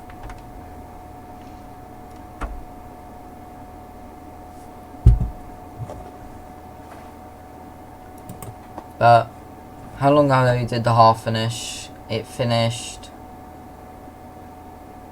around 5 minutes ago, so we've got about 10 minutes until the second half begins. What I'm going to do now is I'm going to show you every game that I'm going to be doing. So Arsenal-Burnley next week, Saturday, 12:30. I'll start the stream at 12. Then at 3 o'clock I'm most likely going to do Southampton-Liverpool. Then we'll do Man City-Tottenham. On this Sunday, we're going to do Sheffield United, Crystal Palace, and then Chelsea versus Leicester. So if there's any Leicester fans in here, next Sunday, 4:30 kickoff, Chelsea versus Leicester. I'm going to be doing commentary for that. So if you want to see that, hit the subscribe button. I will shout out everyone that subscribes and has that setting on where it allows the people you're subscribed to see. So example, thank you Unicorn Power 1234 for subscribing. If you have that setting on, your name should appear here if you're subscribed. I'll shout out everyone that's subscribed. We have gained we gained 9 subs that first half, and only one of them have that setting on, unless they've recently subbed and it hasn't updated. That may also be, so it might take like 15 minutes to show up there, I'm not too sure. Then on the Monday next week, so 8 days, I'm going to be doing Wolves versus Man U. So if there's any Wolves fans in here, I'm going to be doing live commentary for that. You are at home though, so some of you may be going to that game, but if you're not, I'm going to be doing live commentary for that. 8 o'clock kickoff. I'll start the stream at 7:30 most likely, so I start the streams half an hour before the game starts. Then moving on, we'll do Aston Villa Everton, and then we probably won't do Man U. I might do Wolves Burnley. Depends how Burnley do in their second game. If they win their second game against Arsenal, then they'll be on 6 points. That'll be a good game to do. And if Wolves do well or something, I might do that instead of Man U Crystal Palace. Not too sure yet. What I'm going to do though is I'm going to do a championship game every week. So one championship game every week. So we have the Friday 23rd of August, do Premier League. I'm not sure, I'll probably do... Alright, let me look, 25th of August, what games are on at what time? Alright, we'll do Swansea Birmingham maybe. Or Derby West Brom or Swansea Birmingham. I'm not too sure. What time? Yeah, that starts at 12. So if I do Swansea Birmingham 12 o'clock, Bournemouth Man City 2 o'clock, Tottenham Newcastle 4:30. So probably no Wolves Leicester streams there, but I may do Wolves Burnley depending how Burnley do against Arsenal. And then this day we've got I don't think Leicester are playing Bournemouth on that day. I think I'll do either Chelsea, Sheffield United or Man City, Brighton. So I probably won't do that. On the Sunday, Wolves are playing, but that's the day. No, that's my birthday on the 1st of September, so I won't be able to do that. This week, 14th of September. Wolves are playing Chelsea, so I could do that game. But Man U Leicester as well. So I'm going to do either Man U Leicester or Wolves Chelsea on the 14th of September. Tottenham Crystal Palace is also on that day, but I'll probably do one of them.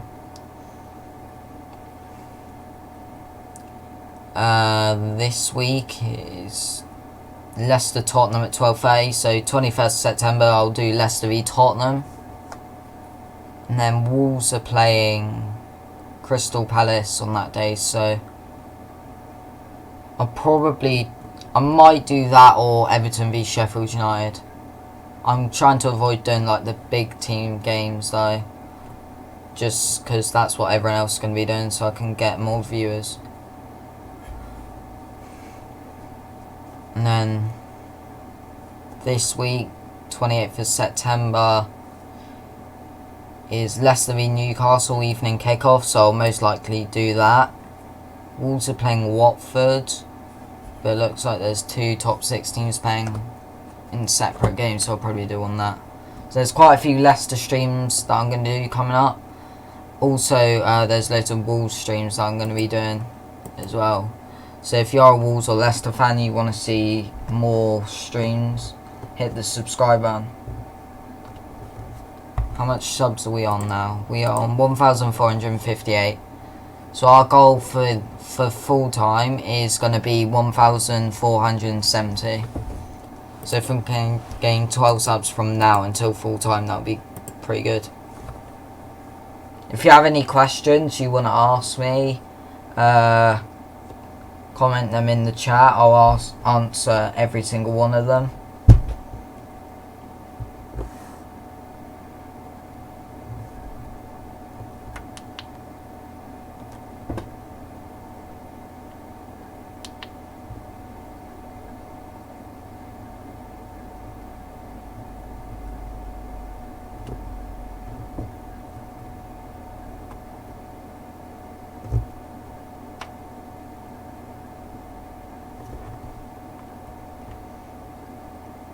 Alright, we haven't got any questions, but if you have any, just ask me anything. I don't really care. I just need something to do for the next 5 minutes while we wait. I'll keep the stats on there for a minute.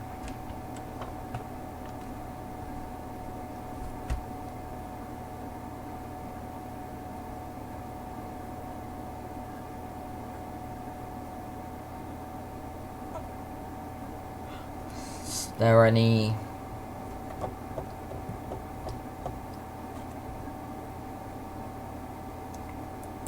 in an hour and a half, no, in exactly an hour's time from now, I'm going to be doing a stream for Man U versus Chelsea. So if you want to see that, hit the subscribe button so you can easily find it. That'll be an interesting game.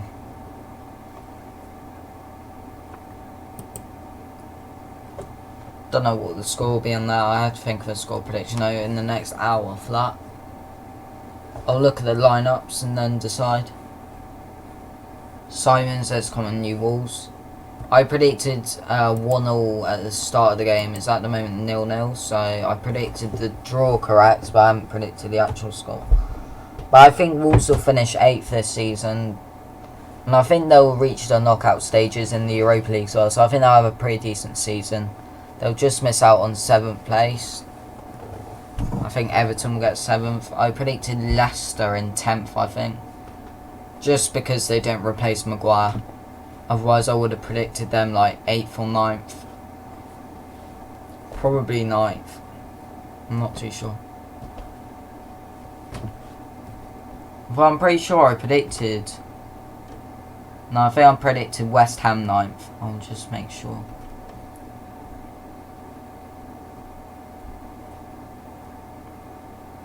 Yeah, I predicted Leicester 10th, Wolves 8th. So I'm expecting both these teams to finish in the top 10.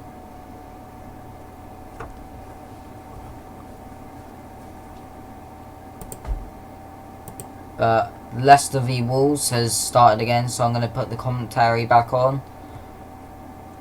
James says Leicester v 4th. That's a big prediction. We'll see at the end of the season if that happens. No need to subscribe notifications, but enjoy the second half. If you are new to the channel, hit the subscribe button for more commentaries as well. Great chance where he should have diverted Tielemans' cross into the back of the net, and Wolves have kind of been a bit more content to not just sit back and defend, but they're keeping their shape well, and they're not going forward at will. They've got a purpose with how they want to attack going forward. It's kind of led the game to a few dead ends really, but we'll hope for better in this second half. Yeah, no changes made so far, but here come Wolves on the attack. It's Jimenez breaking onto his left boot, trying to square it. No, he has a right footed strike. It's a good save from Schmeichel. Well, my word, he should have put the ball into the back of the net, really. Jimenez, he had two big opportunities when he broke onto his right boot, then took it inside, but eventually forced Schmeichel into a save, but he should have done much better with that. Yeah, it's almost like he didn't trust his left foot. It was great play initially. I don't know what Leicester's defence was doing. It was just one hopeful long ball up to Jimenez. He cut inside, I think it was Soyuncu, and it was a golden opportunity for him just to have a strike on goal. He neglected to do that, went back in on his right foot, by which point Leicester had recovered sufficiently well to block the effort. and it's quite a tame end to what could have been a very dangerous attack. Yeah, it certainly was. It's when he brought the ball back inside that gave Leicester a chance to get numbers back. I mean, he managed to get a shot in which was saved by Schmeichel, but didn't seem to have enough power to really trouble him too much. He managed to get that ball away, but I just felt he should have had a shot first time, really, when he got into the penalty area. Yeah, he should have done. I mean, again, it's just that confidence at the start of the season, really, when you've not played for quite a few months. You just need to really get back in the groove. I've no doubt that if that game was at the back end of last season, Jimenez would have probably just taken it on his left and curled it towards the far post. Didn't do it this time, and it's a good opportunity wasted. Certainly was. You're absolutely right. It's just a long ball over the top. He's not offside because Soyuncu is just keeping him onside. When he gets into the area there and he takes it inside, he just dilly-dallied, trying to get onto his right boot and have that shot, and eventually it was Schmeichel with a comfortable save, you would feel, but it was a big opportunity, missed that. And it's better from Wolves, this, as they move that ball through. Here is Jimenez breaking forward. He needs a bit of help this time, though. Goes square. It's behind. It's Doherty now. Flicks it to the right-hand side. Moves it inside again then for Dendoncker, but he can't get the ball back to Doherty. There's a chance to clear. This is much better from Wolves, but they break forward. It's Neves who's won possession. Right for the cross comes in, so Soyuncu cleared. It's a corner kick, and really Wolves have got Leicester pegged back at the moment. Yeah, it's been a very good start to the second half from Wolves. I think Nuno will have demanded a little bit more intensity from them going forward. Jimenez is getting involved in plenty of the attacks going forward. That one you can be more forgiving of him because there was a bit more cover from Leicester defensively, and they've won themselves a corner kick. Good start to the second half. Certainly is, isn't it? Moutinho will take this corner kick then, right-footed away swinger. The big bodies there in there, Dendoncker, Bennett.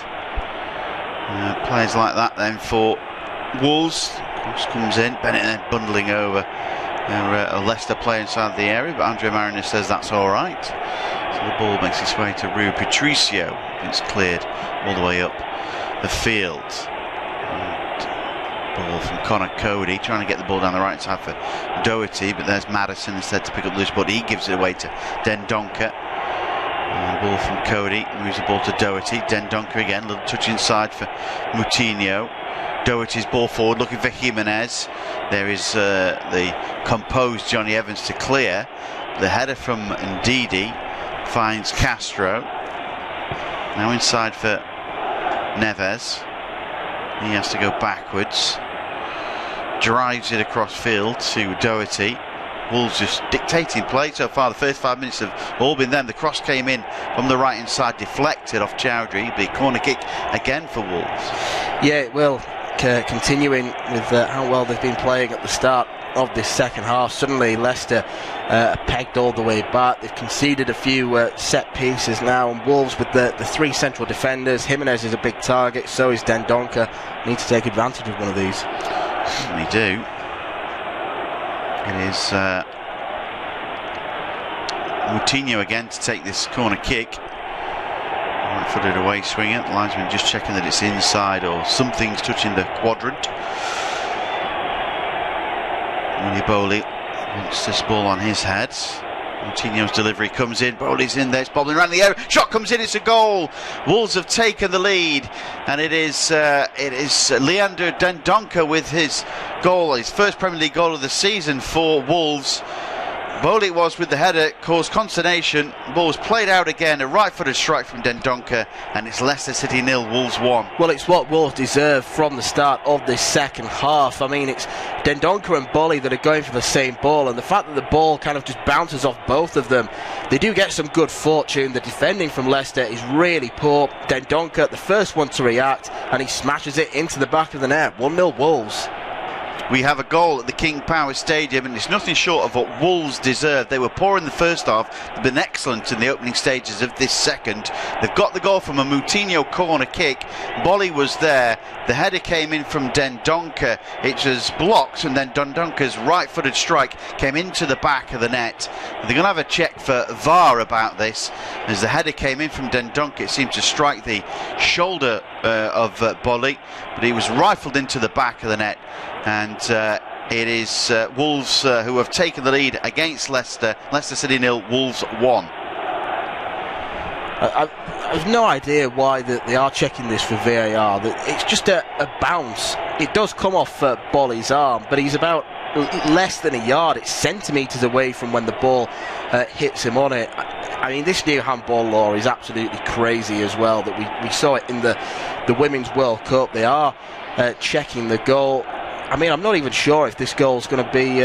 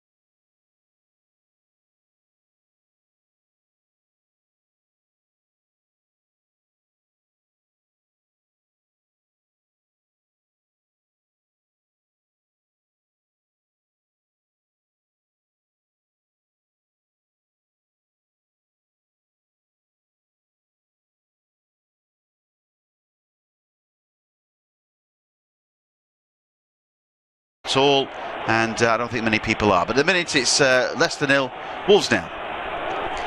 Yeah, it's ridiculous. It's rubbish as VAR. It's absolutely not fit for purpose whatsoever. Neither is that new handball law where it was written by someone who's clearly never played football in their life. You have to use your arms as leverage. They're crucial in the way that the body moves. If the ball hits you from centimetres out on the arm, that shouldn't matter. The corner kick was swung in, then Dendoncker won the header, and as Bolly was jumping up, just his arm was in the way, literally a matter of centimetres, as I keep saying, and then Dendoncker puts it in the back of the net. But no matter, Leicester now got a free kick on this near side. It's been flicked over and out for a goal kick. It came off Perez's head last, but it's just moments like that are slowly going to erode away at this game. Well, yeah, VAR farce. So it's disappointing that, because it's hit Bowley. He's not deliberately done that, because it's hit him behind. He's not even actively going forward. He's gone for the header. He's missed it. The header from Dendonker's come off his shoulder or sort of the upper part of his arm. Bowley knew nothing about that. That's not Dendonker's fault, is it? So, you know. Neither is it Bowley's, because he didn't deliberately do it. So what is deemed deliberate handball? Well, it's not that. I don't even think there's anything to do with it being deliberate anymore, but Wolves are coming forward on the attack now. Can they take the lead? No, they can't. It's an effort that's screwed wide by Diogo Jota. This time Leicester were caught high up the field once again. Jota ran through on goal. He's been really wasteful so far, and that's another good chance that's gone away from Wolves. Yeah. Ball over the top again, but that looked to be offside anyway. The linesman played him on. Jota breaking forward, didn't get the ball under control, and when he did, he sliced it completely wide. And Schmeichel's looking at the linesman saying, my arms are out here. Well, I'm not surprised, because it was offside. Some considerable distance there, but oh dear. First farce really of the game, so certainly that didn't particularly help. But Leicester come back now. They're trying to annoy Wolves. I'm sure Wolves will be annoyed. A long ball over the top, then looking for Jimenez as Soyuncu steps across and does well that time to beat the Mexican and get the clearance away. Yeah, it's really strong defending that by Soyuncu, but Wolves, 11 minutes into this second half, they've caught Leicester with that same ball over the top on about 4 occasions now. Leicester need to wise up to it, because they are going to get caught out. Wolves, we've mentioned throughout the game so far, are a very effective counter-attacking side, and Leicester, they're kind of being sort of drawn in and lured in by Wolves. Yeah, they certainly have. Chowdhury has possession now. We've not really talked about Leicester at all this second half. It's been all of Wolves going forward, the sort of chips over the top, running forward. It's been pretty good from them, but Wolves certainly been the better side at the start of the second half, and they'll be looking to carry that forward as Leicester have possession now, though, with Soyuncu. Side for Ndidi, switches play to Chilwell. Now can Leicester capitalise on that VAR situation for them? Chowdhury trying to break forward. Chance now for Maddison to get onto his right boot. Does have a strike. Great block though in front by Neves, and it's out of play for throw of the far side. Yeah, it's fantastic play all round really, as Leicester just finally getting into gear in this second half. One touch from James Maddison, just took it a little bit too far out from his feet, and the challenge came across from Moutinho, and it's gone out of play. But Leicester, they probably do need to capitalise now on the fact that Wolves will have pent-up frustration from that goal being disallowed. Everything they'll do will possibly be a little bit more rash now. Yeah, I think you're right there. See if they can capitalise. Wolves fans were celebrating and everything. There's no hint of incident there, but obviously, who spotted that? Did the referee spot that and go for VAR, or how does that work then? Well, I think it's just there's someone in the referee's ear that says we've potentially spotted something wrong with this goal. But what I don't understand is the referee gets no opportunity to have another look at it. He's just doing what he's been told to do by someone else in his ear. Okay, so he can't. What's the point in having a referee on the pitch if he's just going to be refereed from Stockley Park? Yeah, that's correct. Garbage. I don't. I completely don't agree with that. I mean, it should be the referee to go and have a view of the incident and deem whether, well, he's not intentionally done it. Let's give the goal. So somebody. I don't. The third umpire in cricket doesn't get involved unless he's asked to. Yeah, that's how it should be, I think. I've no problem with there being some outside official looking at all the angles, but it has to be at the discretion of the referee on the field of play, because as well it's a case of when, say, if it's a bad challenge, play can just be stopped whenever. It's rubbish at the moment. It's VAR. It's not fit for purpose. And in the last 10 minutes since the goal went in, that's all we've been talking about, isn't it, really, rather than the game? I don't know, a great deal's happening, to be brutally honest, as Arsenal take the lead against Newcastle. That'll be ruled off for VAR probably. So, but it's Leicester 0, Wolves 0.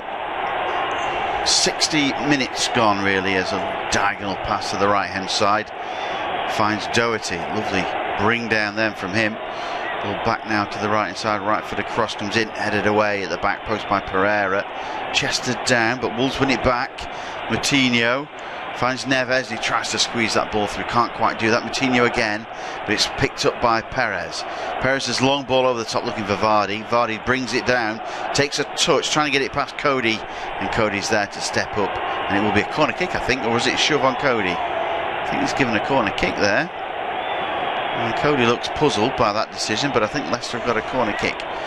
Yeah, they do, and Leicester again, since that goal was chalked off, they've looked like the better of the two sides. Vardy with a bit of a poor touch, really, and it's one of those. I'm not convinced it was a foul, to be honest, from Vardy. It's just two players going at it to try and get the ball, and Leicester do have a corner kick. Yeah, Aubameyang with his first goal of the season. Long ball over the top, that's going to have to play. Poor corner kick there. So the goal at St James's Park has gone Arsenal's way. A ruled out goal. Harvey Barnes will be coming on in a second then for Leicester, and he's going to replace Hamza Chowdhury. A little bit more direct is Harvey Barnes, and that will probably play into Leicester trying to attack and go forward. He was excellent against Wolves last season. Yeah, I think it's likely to be a 4-1-4-1 now rather than a 4-2-3-1. Barnes is a winger who likes to play on the left side, but he can drift into the middle as well. So impressive at West Brom last season, yeah. and he looked pretty good when he came into the Leicester side from January onwards. I think Claude Puel was almost forced to recall him, really, because his form was so good. And he looks like he's going to be a good long-term prospect at Leicester. Yeah, he certainly does, doesn't he? Really talented. His dad Paul played for York City in Chesterfield, a lower league striker, got plenty of goals. Harvey Barnes is a winger of type, an attacking midfielder, so a little bit different. Paul Barnes once famously scored a hat-trick at Old Trafford for York City in the League Cup in the early 90s. There was a foul then, which gives Leicester a free kick. There's a play with the right hand side with Maddison. back again inside on the right with Pereira. The ball's out of play. It's going to be a throw for Wolves. I was a little bit surprised when they got it there. They're going to take their time to take it. Well, excitement in this game has been a VAR incident. That's it really so far. That's all we've got to speak about, sadly. Yeah, it is unfortunate that the people, the powers that be, didn't foresee that this is what everybody will be talking about when games involved are used by VAR. I mean, Manchester City beat West Ham 5-0 yesterday. We should be talking about how brilliant they were, but again, there was 2 or 3 VAR decisions in that game that have kind of dominated it, and it's sad to see, really. Yeah, it is really. I mean, far too many instances where VAR's even been brought into it. It's Pereira on the right hand side for Leicester. Going to take on 2 into the byline. It's going to be a throw in. Waits, gets the throw in now, finds Perez. Perez gets to the byline, looking for options in the middle. Well blocked by Cody, volleyed away by Castro, picked up by Jimenez. A little flick to Jota, and Jota's diagonal pass to the right hand side. Can he find Dendoncker? And he can't keep it in play. It's cleared away. It's going to be a throw. I don't know if he kept it in play at all. No, he didn't. So the throw's quickly taken by Chilwell. Finds Maddison. Maddison's all the way deep collecting possession. He should be further forward, you feel. Barnes and Maddison together. The future of Leicester City, really, aren't they, those two? Some young players and some young talented footballers that they've got. Chowdhury's another one, of course. Here's Pereira. Ball into the box. A little flick over the top. Then looking for Vardy, but he's been wrestled to the ground. Bennett claims Vardy is the instigator of that wrestle.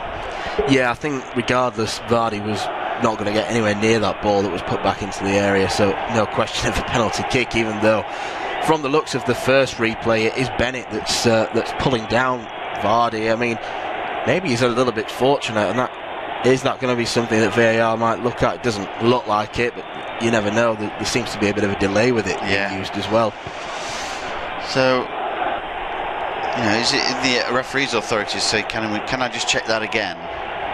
That should be what he should be doing, shouldn't he, really? That's what it should be for. Not somebody in an office saying this is what can happen. Here's Vardy getting in, he wins inside the corner kick as Bennett stepped across. Somebody in an office doesn't really know what's going out on the field of play, do they? So, it's checking incidents is what they should be doing, rather than instructing what the referee should be doing. Yeah, I've had my moan, that's it really. Maddison's going to take this corner kick then for the Foxes. I can still feel more coming, to be honest. Rage. Corner kick comes into the back post, and it's a little header, flicked header away from Soyuncu. It's going to be another corner kick, this time from the opposite side. 65 gone, 0-0. King Power Stadium. We're bringing off tube studio-based commentary. Paul Fisher and Dan McCarthy with you. James Maddison makes his way over to the other side. Take this corner kick, right-footed away swinger. Plenty of bodies in the box for Leicester. See what they can do here and try and capitalise. Corner kick comes in, it's over the head of everybody. And it's going to be picked up loosely then by Tielemans. Finds Barnes, floats across into the back post, but headed away comfortably by Wolves. And instead they come on the charge in Jimenez, but he loses possession. And it's back now to the right hand side with Pereira. Flips the ball to Perez. Perez beats Bowley rather easily. Right for the crosses deflected. Another corner kick then for Leicester. They've been really good since that VAR incident, haven't they, Leicester? Yeah, they've reacted well. They've pounced upon Wolves' frustration, and Wolves have barely had a chance since that goal was scored, which should have made the score 1-0, and I'll still keep on saying that. But Leicester doing well when they're getting forward. Soyuncu in particular is looking a bit of a menace at these set pieces, and again another good delivery potentially in from Maddison, but it's headed away at the near post, only at the expense of another corner. Yeah, exactly, another delivery that's going to come in, and see what can happen from this. putting a lot of pressure then on this Wolves defence. Maddison steps up, right-footed away swing. This one's deep to the back post. Going up there at the back then was Soyuncu, but it's cleared away. Barnes flicking the ball to Maddison. Can he keep it in play? He can't. And it remains 0-0. So it's still Leicester City 0, Wolves 0 after that VAR incident that stopped Wolves from taking the lead. I should mention before that Raul Jimenez broke forward after a long ball, cut inside, shot. His tame effort was saved by Schmeichel eventually. Then they had the VAR farce, and since then it's been all Leicester in actual fact. They've been the side dominating possession. Really, Wolves have been rocked by that sort of incident, and they're going closer. The trio of corner kicks for Leicester moments before. They brought on Harvey Barnes, replaced Hamza Chowdhury, gone for a little bit more direct running from the youngster going forward. It remains Leicester 0, Wolves 0. Yeah, and they come forward now, Leicester, with James Maddison. He goes across to Tielemans. Now Chilwell, back from Tielemans. Can he get a cross in? No, they're just a bit more ponderous at the moment. Tielemans still, he then feeds it back out to Chilwell, a low delivery into the area. Ryan Bennett was there to clear the ball behind for a corner kick, but Leicester still really turning up the gas on Wolves at the moment. You get the feeling that it's going to be imminent when they break the deadlock. 68 minutes gone, and I think they'd be disappointed if they only came away from this game with a point, considering the fact that they're up against a side who they're battling with for league position and that have just had a long trip in Europe. So the corner is about to be swung in by Maddison. Over to the far post, headed on by Soyuncu, and it's regathered there by Rui Patricio. Yeah, I think you're right there. They need to capitalise, don't they, Leicester, on Wolves' weariness, I suppose. That tiredness has been throughout the game, hasn't it? And they're getting closer, Leicester. Wolves have just got to see it through, and they'll be happy, really, Wolves, with a point. You know, as you mentioned before about that trip, they could have had all three if they'd have defended after getting that goal through VAR, but was not to be. I still think they'll get an opportunity or two, though. Yeah, they should do, as Chilwell just overruns that, and Leicester now will have a throw-in on this near side. Over 69 minutes gone. It's Newcastle 0, Arsenal 1 in the other fixture. The Aubameyang goal was allowed to stand, which is a novelty. Yeah, really. novelty. Yeah, nobody had to check it for anything, so play can continue. It's a bit of a poor clearance that from Wolves, an up and under from Dendoncker. So Chilwell now just inside the Wolves half, throws it back into play to Soyuncu, who it's one game, but I think he's done quite well. I think he's been all right. Yeah, considering he's up against Jimenez and Jota, who scored goals for fun last season. He's performed pretty well with Johnny Evans at the back there. So obviously he's developed, took his time, a little bit of nervousness, but okay, he's only 70 minutes in and he might make an awful error here, but I think he's done all right. Here is Pereira, who's got another new signing on the bench chasing his place. James Justin was signed from Luton, impressive in League One, but as expected, a big step up and not deemed ready to break into the side ahead of Pereira just yet. Here is the Portugal man, takes it round the outside, low cross into the box, and just trying to get there was Harvey Barnes. He couldn't quite get a toe end on the end of it, but Leicester still going forward. It hasn't gone out of play yet. Very strange and orthodox play from Johnny Castro. He just allowed the ball to roll. I think he was just expecting it to go out more than anything. As mentioned in the first half, he is a right footer playing at left back there, just walking over, and then Jamie Vardy decided to go into Jamie Vardy mode. Yeah, just completely went straight through him there. But yeah, no, it's a little bit lazy there, really, from him. We'll see if Wolves got the second leg on Thursday. Yeah, they're at home though, aren't they? So. Yeah, they've got the second leg on Thursday, and then they play Manchester United on Monday night. As ball is now going forward with Wolves. They wanted a free kick, it wasn't given. Here is Diogo Jota. It's a weak left-footed effort. There were too many Leicester bodies in the way for him, and now Leicester trying to get forward themselves. Here is Harvey Barnes now. Leicester still going, a nice Cruyff turn. Vardy has kept himself onside. He gets a strike away, but it's deflected, and it will be another corner kick for Leicester. We must be close to double figures now for those corner kicks. Swung into the box. I can tell you, by the way, that Nicolas Pepe, Arsenal's record signing, has just come off the bench in their game against Newcastle. But Leicester in our featured game still goalless with a corner kick that's going to be taken on that far side.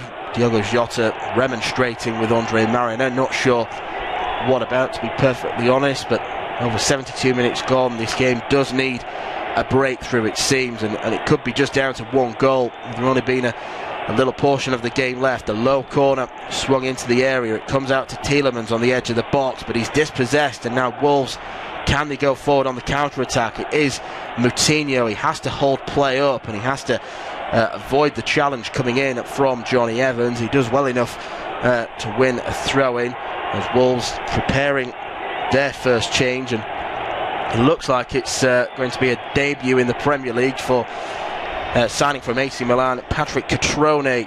£16 million he cost, Italy international, and somewhat of a coup for Wolves. Yeah, it looks a good signing, doesn't it, really? Wearing number 10. Probably in the melee we saw after VAR, Ruben Neves picked up a yellow card, which I forgot to note down. So, but yeah, he's got yellow as well. Wolves concede another free kick. That looked like a clear barge from Doherty on James Maddison.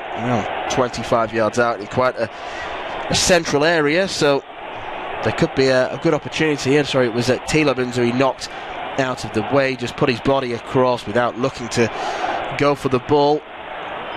So Maddison again looks like he wants this. His set pieces haven't been great today. No. Certainly not the standard we usually expect, but it only takes one free kick in a game to really open teams up a little bit further out than I thought, actually, maybe around 30 yards, but still Maddison is capable from this sort of range. We saw last season that reason why he's really knocking on the door with the England squad. I think he was called up a couple of times, but he's yet to make his debut. Rui Patricio directing his wall. Maddison stood over it, and Chilwell's there as well, but this is a right-footer territory. Could surprise us all by putting it into the box, and I think he's actually going to do that because the run-up doesn't look far enough. No, he leaves it for Chilwell, who flicks it on towards the far post, and absolutely nothing has become of that. Wilfred Ndidi just heads it behind. Yeah, it's a whole lot of nothing, isn't it, really, I think, so far in this fixture. A lot of bluff and bluster about it.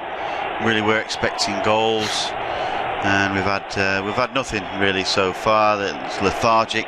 It's as if the season started too soon for these two sides, as if Wolves are still in sort of pre-season mode by playing their Europa League games as pre-season fixtures. But Diogo Jota will be going off. Yep, Diogo Jota, who's had a mixed game, I think it's fair to say, for Wolves, and he'll be replaced by Patrick Catrone. So they're still going with two players up front playing in those roles.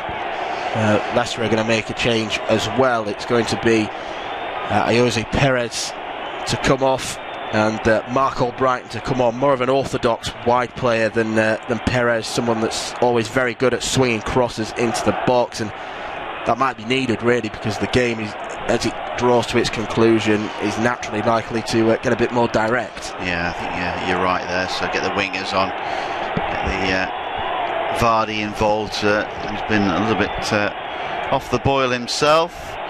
Just needs some sort of spark, and maybe Albrighton can bring that. And from Wolves' point of view, Catrone will be wanting to impress as well on his Premier League debut. I'll tell you that Manchester United-Chelsea game that's coming up, I'll break off because Albrighton has a strike on the edge of the box, quite a tame one that he's dragged well wide. First touch for him is to get a shot off Harry Maguire and Aaron Wan-Bissaka make their Manchester United debuts. And for Chelsea, Mason Mount and Tammy Abraham get starts at Old Trafford, and N'Golo Kante and Christian Pulisic left on the bench. So that surely looks like it's going to be an interesting game, but we thought this one was going to be, and it's been interesting for the wrong reasons, for the VAR reasons, that we've got still plenty of time for there to be a winning goal, and one goal is going to be the likely separator between the two.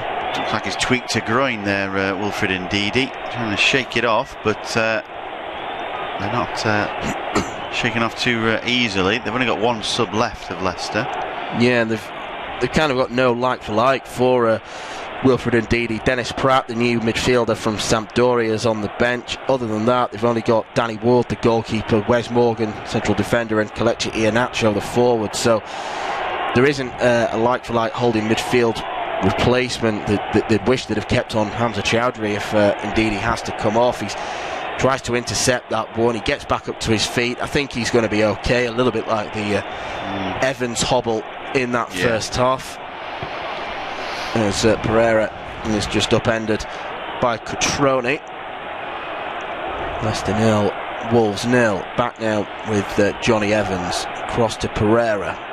Again, just playing themselves into a spot of bother, but they can't get forward again. Bolly with a good interception though, and now Doherty, who's not really spent too much time off this game attacking where he wants to be. He clears the ball only as far as Ndidi. Here is Albrighton, runs into a bit of traffic, but he gets the ball back, tries to feed one forward to Maddison. He doesn't get there, but Leicester swarming around the Wolves players at the moment, getting several bodies forward. Barnes picks it up on the left hand side.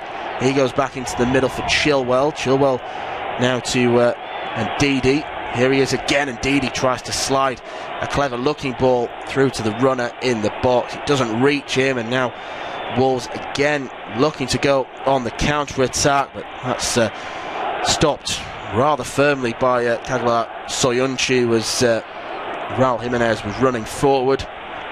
Good challenge from the Turkishman. Now with Tielemans. Chilwell goes back in field for James Maddison. Maddison across now to Ricardo Pereira. Here he is again, he's running forward. It's a great piece of skill from him. Albrighton with a low cross into the area, takes a big deflection, out for a throw-in. I think this is probably going to be the pattern of the game for the last 10 minutes or so. Leicester just hammering at Wolves' door, and Wolves having to defend. Yeah, see what they can do. I mean, Wolves' defence has been pretty stubborn, hasn't it? There are experienced defenders in there. There needs something to happen for them, Leicester, but they're going to make a change, our Wolves. They'll make plenty of changes on Thursday, you would feel, wouldn't you? Because they're 4-0 up in that Europa League fixture. Here is Barnes now. Barnes one-on-one with Dendoncker. Goes outside to Maddison. Now Ndidi just needs to be careful not to turn into trouble. Maddison now gets the ball back. He just can't manoeuvre a shooting position. What Maddison does then is he Cruyff turn back onto his left foot, but it's well over the bar. Not his favoured foot, James Maddison, as he was able to turn away from the potential challenge by João Moutinho, and it kind of sums up his afternoon really. He's shown flashes, but it's been a bit frustrating for him. Very much so. Decent shimmy there, wasn't it? But yeah, again, an annoyance that he didn't really get the ball on, and he didn't get it on target. Is this Ruben Venegra coming on now? It's Roman Saiz coming on for Ruben Neves. So very much a defensive-minded change. Saiz is a holding midfielder, and he has played centre-back before, but he will be playing that holding role. And Ruben Neves coming off. He's had a quiet game really, Neves, as of the whole of the Wolves midfield. Not seen too much from Moutinho, and the only thing we've seen of Dendoncker is the goal that was chalked off. But Saiz on for Neves. Into the closing stage of this fixture, it still remains Leicester 0, Wolves 0. Some further changes have been made. Mark Albrighton's come on for Leicester, replacing Jose Perez, and Roman Saiz. New signing Patrick Cutrone has come on for Wolves to try and get something going. Nothing really happening much in this fixture. It's been a huge disappointment overall. The only opportunity we've had moments ago was outside the area. James Maddison tried to get the ball onto his right boot, couldn't, moved it onto his left. A little bit of a shimmy, but shot outside the box, and it went and it sailed over the bar. In actual fact, we're not trying to get something going in this game, but at the moment it just remains Leicester 0, Wolves 0. Yeah, it's trying, but it's all in vain by the looks of it as we enter the final stages of this contest. Leicester 0, Wolves 0. A satisfactory result it will be, in particular for Nuno Espirito Santo. Brendan Rodgers will look at it and think it's only the first game, but all the points do mount up towards the end of the season. They've got a chance though to rectify it. Barnes will have a strike from range, but Patricio was getting across. He was always getting there, and it's very safe hands in the end, with Harvey Barnes taking one touch out of his feet. It was curling towards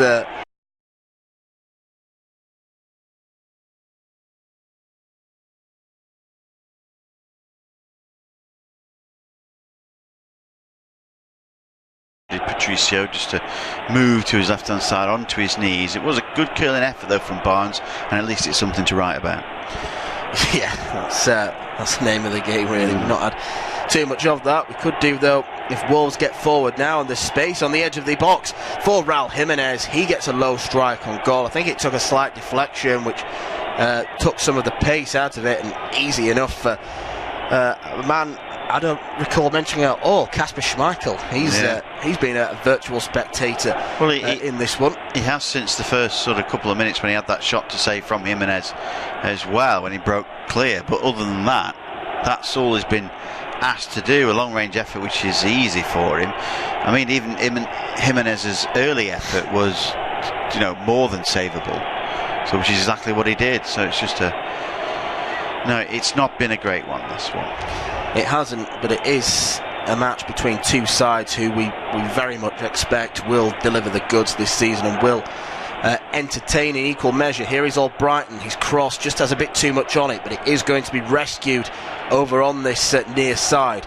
Madison will get a chance to put a ball in himself. No, he'll just lay it off for Chilwell instead. Chilwell goes across to Ndidi, but he's lost out there. Chilwell wins it back, but Wolves now knock it forward. Schmeichel comes out of his box. He's just so composed with the ball. He just lofts it over Catrone and will now find Johnny Evans. Evans knocks it to Chilwell. Now Pereira will chest the ball down. Pereira puts his the acceleration on. Albrighton hugging that touchline. He goes inside. Now with Madison. Madison strikes it at goal, and he just cuts across the ball and slices it wide, really. And another decent opportunity, but these half chances, shots from range, you need to see more than that. Yeah, dragging it across then, really a frustrating one. He's so desperate to nestle into the back corner. He's rather sort of cut across it, and it was never really going to happen. So a little bit disappointing in the end, but at least he's trying, I suppose, to make things happen, Madison. You can't fault him for his effort. Yeah, he's probably been Leicester's most dangerous player going forward in this game. Doesn't say too much with the scoreline being 0-0, but he's looked like he can receive the ball in those pockets of space and try and cause a threat to the Wolves defence. But you never know. We've still got time for Leicester to get a winner. We've still got time for Wolves to get a winning goal, and that would be a bit of a twist to this game. Now with Chilwell turns backwards on himself and goes to Ndidi. Ndidi now to Yuri Tielemans. Pereira's making an overlapping run. Albrighton now. Albrighton finds Pereira, who continued going forward. Pereira now in the box for Tielemans. Can he manoeuvre some space? Wolves are getting bodies back. He just took it forward, and Johnny Castro was able to shepherd the ball out. You've got to say that defensively, Wolves have been excellent. Bennett, Cody and Bolly have really been trouble. Yeah, they're really good centre-halves. They know each other's jobs, don't they? Having played together for a couple of seasons now, so more so for Cody and for Bennett. Bolly was brought in at the start of last season, or back end of the Championship season, and they've really have performed pretty well, and as I say, they know each other. The starting 11 pretty much writes itself for Wolves, and that's the name for a successful side, isn't it? Yeah, certainly so. The starting 11 that started this game really is the 11 that you would pick if you thought what is Wolves' best 11 players. But the likes of Catrone and Traore, Gibbs White on the bench, they'll be wanting to try and breach that this season. Albrighton, can the ball find him? No, it's Castro that gets ahead of him, but indeed Ricardo is heading a bit further forward to try and win the ball. It's a Wolves throw-in, and they'll be sure to take as much time as possible over these throw-ins. I think the linesman just earmarked to Johnny Castro that he needed to hurry up with this throw-in, which he receives the ball back from and then knocks it long. Soyuncu heads it out. It's just kept in play and then eventually back out, but will be for the Wolves throw-in. Brennan Rodgers and Nuno Espirito Santo both pacing up and down their respective technical areas.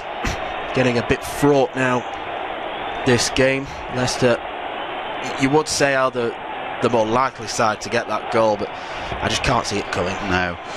I think these two sides have maybe shook hands here on a point and we'll move on type of thing. So, no, defence is on top, really, you'd say, in this fixture. Wolves will feel aggrieved about the VAR decision, which could completely change this game. Leicester, not quite there, but they have been the better side over the course of the game, if you're going to look at it arguably. But we're really clutching at straws, really. A point is probably a fair result. Yeah, it probably is. Maybe Leicester would feel they've just done enough, but it's a 51-49 kind of thing, really. They've not been considerably better, but Barnes now comes forward, left edge of the box, tries to get across. Bennett's claiming that the final touch came back off Barnes, but he's not going to get the decision. Raul Jimenez has gone down. He's shaking the back of his head in a separate incident, but he's back up on his feet now and looks like he's going to be fine. He's going to have to be fine because they've got some defending to do now with a corner kick. It's going to be swung in on this near side. Maddison again stood over it. Leicester sending men forward. They need to try their utmost to get the goal. Now 12 corners they've had in the game. It's sent in towards the back post. Oh, it's an overhead kick attempt by Johnny Evans, but he doesn't quite get enough contact on the ball. He found himself in some space as the ball was delivered in towards that back post. I think it was Ben Chilwell that won the initial header. Evans kind of just fell back on the ball, and I think it was more hope than anything, and any strategy to get it back towards goal, but he couldn't do so. Leicester with a throw-in nonetheless on this near side. Here is Tielemans now, one touch, and looks to put a low ball into the area. The corner kick is just prevented by Wolves, and this would be a sucker punch if they can counter-attack Leicester now, but I think they're just happy to head backwards and accept the point. We are in the last minute of the 90. That's a nice flick on the near side by Cutrone, and the ball is reversed. It's found to him, but Evans has just enough speed to get across and stop Cutrone. That would have been a debut to remember had he advanced through on goal and slotted the ball in the back of the net. 90 minutes are up now. Wait to see how much has been added on at the end. We did have the VAR decision, and it is 4 minutes. That's probably fair enough, and what we expected to see on the fourth officials board.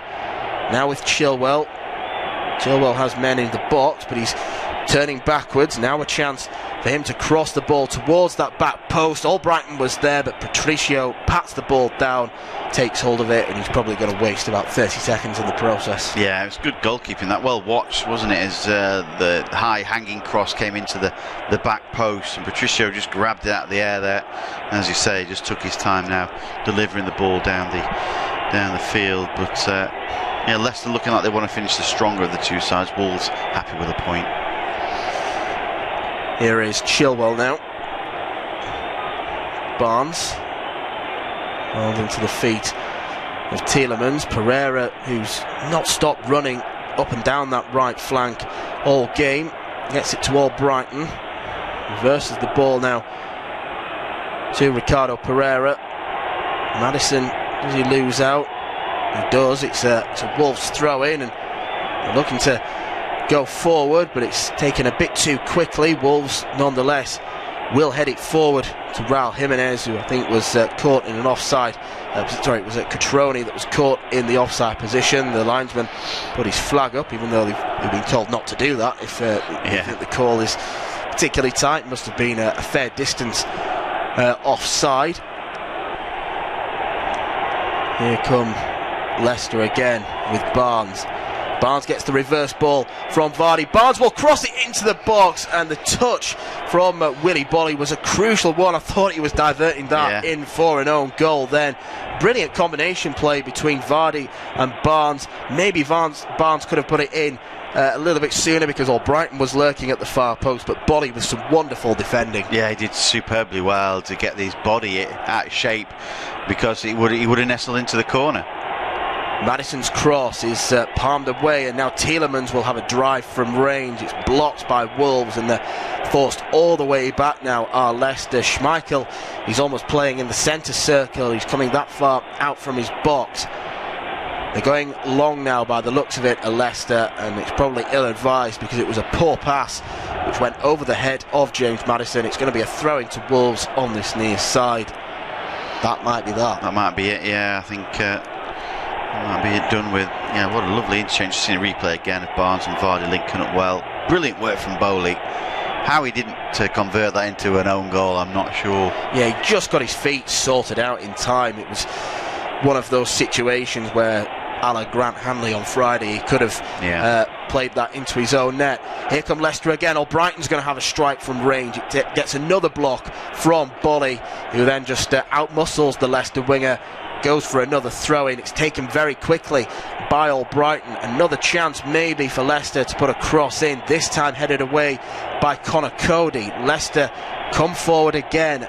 40 or so seconds left in this contest. Leicester 0, Wolves 0, and Wolves will still be feeling aggrieved, even if by some miracle they go forward and win this game, which they might do, because Moutinho has intercepted a ball there. This really would be a shock end to the contest, but it's a poor diagonal pass from Doherty. Yeah. Johnny Castro was running down that flank. I really do think that will be that now. Yeah, I think that'd be it.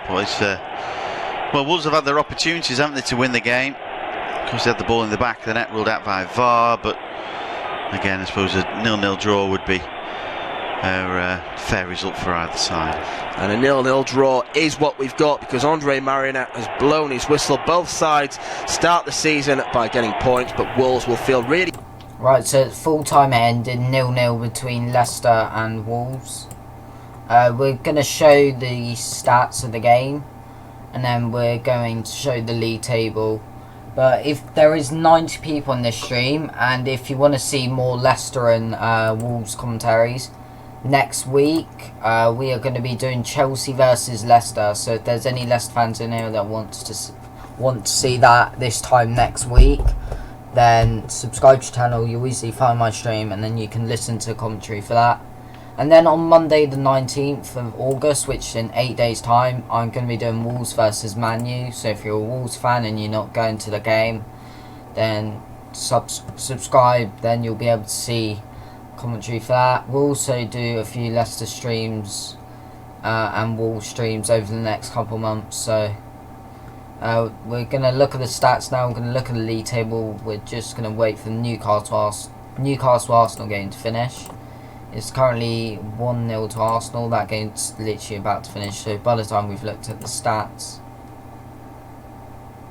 it should be done. So Leicester versus Wolves, the stats: 70% possession to Leicester, 30% for Wolves.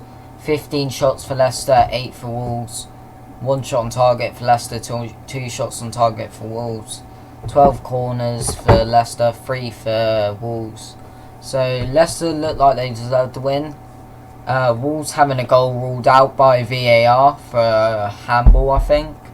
I'm not too sure, I have to watch the highlights. But let's just look at the thing.